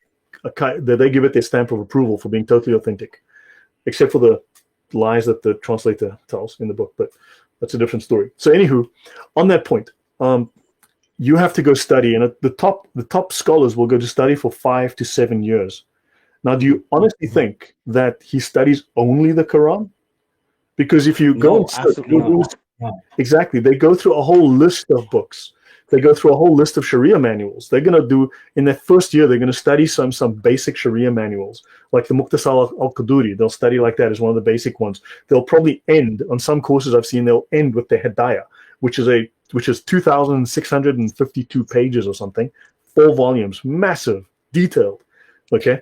I'm familiar with volume 2 of the Hedaya to some degree. So they will then start with this basic book, and then they will work their way through, and they'll end up with whatever major book. Okay. So they don't just read the Quran, they study a whole host of things. For instance, if you want to issue parking tickets, is parking tickets mentioned in the Quran? No. So how do you establish Islamic law around the issues of parking? Well, it's not in the Quran. So you have to then exegete. You've got to take all of these ideas from the Quran, from the Hadith, from the Tafsir, from wherever, and you've got to exegete those into laws. And that is what these scholars have done, and that's the Sharia. Okay. Thank you for answering my questions. Sure. Lloyd, I thought that everyone is born a Muslim, but we just are ignorant to the religion, right? I mean, isn't that true? Apparently so, because you don't convert to Islam, you revert to Islam. Muslim converts are not converts, they're reverts. They revert to the original religion because they get led away through fitna, through temptation away from Islam. So when you were raised, let's say you, for instance, you become a Muslim, that's reversion to the original religion, to Allah's religion. So, okay, I'm glad to know that I'm Muslim after all. Did you speak about the Baphomet connection? Because maybe I We missed didn't it. get there, man. We got distracted with that chickie, right? Yeah, I really need you to do the Baphomet thing if you have the energy. Look, it's been 2.5 hours, dude. Let's call it a night, and we'll tackle this again in a while. What do you think? I mean, it's a lot. I've hinted at it. I will go back. Let me briefly go to it. Okay, so let me briefly touch on that issue. Let me just That's briefly. another 2 hours. Dude, I don't have 2 hours. Trust me. Look, what I'm going to do is I'm going to bring this up. Oh, Mossos. Okay, hold on. Just guys, I'm going to try and just get this done very, very quickly. This is an introduction. Don't consider this gospel. It's not the full story. And there's a lot to be. Understand, I am one of the only people, if not the only person, who talks about these issues. In fact, as far as I know, I am literally the only person on the internet talking about this, showing this stuff. Okay, no one else has yet, to my knowledge. So understand that I'm one person researching a number of different strands. I don't have time to do everything, not all at once. It takes time to pull all this together. So I am showing what I've collected so far, and there's area here, room for people to explore, add more information. So let's have a look. Baphomet. Now, there's a lot to be said, and I will come to that in a different show. We're going to talk about this, but modern scholars do agree that the name Baphomet was an old French corruption of the name Mohammed. Okay? With the interpretation being that some of the Templars, through their long occupation of the Middle East, had begun incorporating Islamic ideas into their belief system, specifically Sufi ideas. And this was seen and documented by the Inquisitors as heresy. That's from Wikipedia. Fine. Now, you've got various sources, and I've got plenty. There's like 20 pages on this crap. So don't say, well, you never said this, okay? Just understand I've got a whole bunch of stuff, and I can only do one page at a time. Now, numerous sources from the era state, for instance, this chronicler of the Crusades called mosques Baphomarias. And then a Saracen, okay, the Saracens comes from Sarah, okay, the outcasts of Sarah, okay. An Islamic idol is called a Baphomet. Now understand that Baphomet was associated with Satan only, I think, in the 19th century. So that is a fairly recent invention. Prior to that, the connotation, if you go to the 11th and 12th centuries, the connotation with Baphomet is specifically with Muhammad and the Muslims. Okay? So the historical connotation prior. Now, this is the Baphomet goat of Eliphas Levi, which is, I think, a 15th or 16th century or 17th century depiction. In many other depictions, it's just a head or it's just like different. But this has become the popular, this is now the culturally popular depiction of the Baphomet as Satan. But notice they do have here the crescent and the star of Islam, right? So Islam does share the crescent and star here, which also happens to be the symbolism of the cult of Isis, 3rd century cult, which competed with Christianity, especially in the Roman Empire in the 3rd century. So I'm going to give a little bit. Now, in the trial of the Templars, one of the main charges was their supposed worship of a heathen idol head known as a Baphomet. Now, understand the whole concept of a treasure that the Templars had, or the treasure that they took away, or the head that they had. There's no definitive evidence that states that this was a physical object. When they speak of a treasure, they could mean knowledge. Their treasure, they found the secret knowledge, the head of knowledge. The head of knowledge is a Sufi term, and it doesn't mean a physical object. It means you've gone to the fountainhead of knowledge. You've gone to the peak, the pinnacle of the sacred knowledge, the secret knowledge. As I discussed in the earlier shows, the secret knowledge, the gnosis, right? So now people are going to go, what? The Templars, the Catholic Church wanted their money, and the French king wanted to steal their money, and they were corrupt, and they tortured them, and they stole their money, which is a nice story. It's all very fine and well, and also not conclusively proved in any shape, way, or form, because the Templars, if you go back to the 11th century or the 12th century, the Templars, there are numerous accusations against them of corruption, of treachery, where they collaborated and worked with and worked for the Muslims for money, right? Where they actually aided and abetted the Muslims. So there are numerous accusations going back long before, at least a century before they were disbanded, right? So the Templars, now the popular conception is the Templars were the good guys, and oh my God, look how the Catholic Church killed the good guys. The Catholic Church is evil, which is a fine sort of polemic against the church. but for what it's worth, whatever.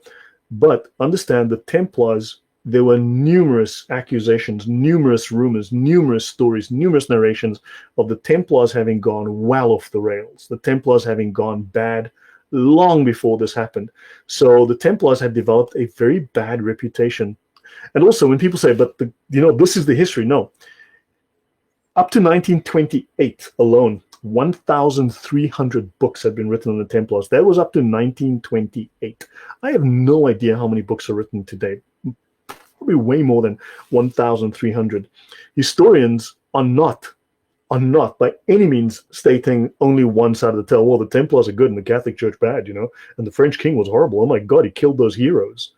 So no, scholars are very much divided on this issue. And a lot of it is that people have glommed onto a particular narrative that suits their bias against the church, that suits their bias that the Templars were heroes. No, the Templars were, as I said, there's a lot of accusations of treachery and collaboration with the enemy against the Templars. So I will pause there. I mean, that's a lot to get into for the future. So understand, I just took the time to read through some of this stuff. And there's plenty of contrary evidence which goes in a totally different direction. And if you start to look and you look at the Islamic claims are explicit. I mean, people make the claim the Templars became Muslims. The Templars became Muslims, they became Sufis, they started to indulge in Sufi practices, and they are the ones who smuggled Islamic Freemasonry into England and into Scotland. And there's plenty of stories, we'll get to all of that. But understand, the Sufis claim to have founded the Freemasons because they are the original Freemasons, and the Templars smuggled the Islamic Freemasonry as the Scottish Rite into Scotland. I'll pause there for the moment. Your thoughts? Lloyd, just a very short comment by Pickley, and that's it. We will finish the night. Okay. Thanks, Lloyd. It's been great, man. Really enjoyed tonight, actually, in particular. I think you've been on fire. But no, so the question/comments. Harry's question earlier, it seemed to me to present a bit of a logic problem in the sense that if every Muslim is a revert, right, then surely they should be by default killed immediately as they convert because they're made apostate. At some point they're a Muslim, then they're not, right? How do you get over that, or how did they get over that? That's not that much of a conundrum because remember, they're supposed to make war on all non-Muslims, right, to convert them by persuasion or by force. So they need to convert the world by persuasion or by force. Okay, they have the option.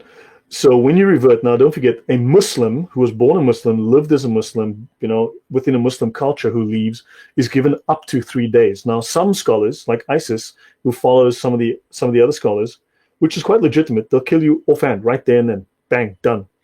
Some will give you a day, some will give you 3 days. It depends on how they interpret that. Okay, they all agree, you have to die. Just when and how, well, there's a little bit of leeway there. So this, as I said, this difference is called ikhtilaf. Okay, there's leeway. Allah gives leeway for people to form different judgments based on circumstances or abilities or understanding, etc., etc. So that is part of their formal doctrine. So no, a Muslim, but someone like you who might convert, no, you're not killed because you are coming back and therefore you are forgiven. Does it also, because also you are ignorant. There's also ignorance that plays into it. Yeah. Go on. It's also significant that once you've spoken the Shahada, you are expected to begin paying the zakat and join in with all the rituals. In other words, you become completely captivated. You are morally responsible. They call that you are morally responsible. Yeah, so you are morally responsible to fulfill the obligations of Islam. Those are the basic practices within Islam that you're morally responsible for, yes. Okay, guys, we have to finish it. Lloyd, thank you so much. It was exciting, entertaining. I love it. I'm sure Hans enjoyed it a lot, and he will come again. And yeah, I'll bet people he's intolerant. He doesn't let people speak. I'm sorry. I've got this much tolerance for bullshit. It's okay. Your life is threatened. I was delighted to see young Zabida come here as well. I've often been on her YouTube streams, and I can tell you honestly, her conduct there is is not courteous, polite, or whatever, and you're going to get insulted. You're going to get your microphone shut off whenever she feels like it and runs into a rage. No, they're required. Now, understand, they are required to insult you. They're required. It's a mandatory step in their commanding the right and forbidding the wrong. I've shown the list before. They have to abuse you verbally. It's a requirement as one of their steps prior to utilizing violence. It's a pre-violence step. But thank you for sharing that. That's actually very interesting. Okay. Lloyd, thank you very much. Have a beautiful night. And I think we are not going to see you next Monday. So in two weeks, right? Yeah, next Monday is going to be a little difficult, so I cannot. I just want to be cautious. It's probably I will not be available. So the next week should be fine, yes.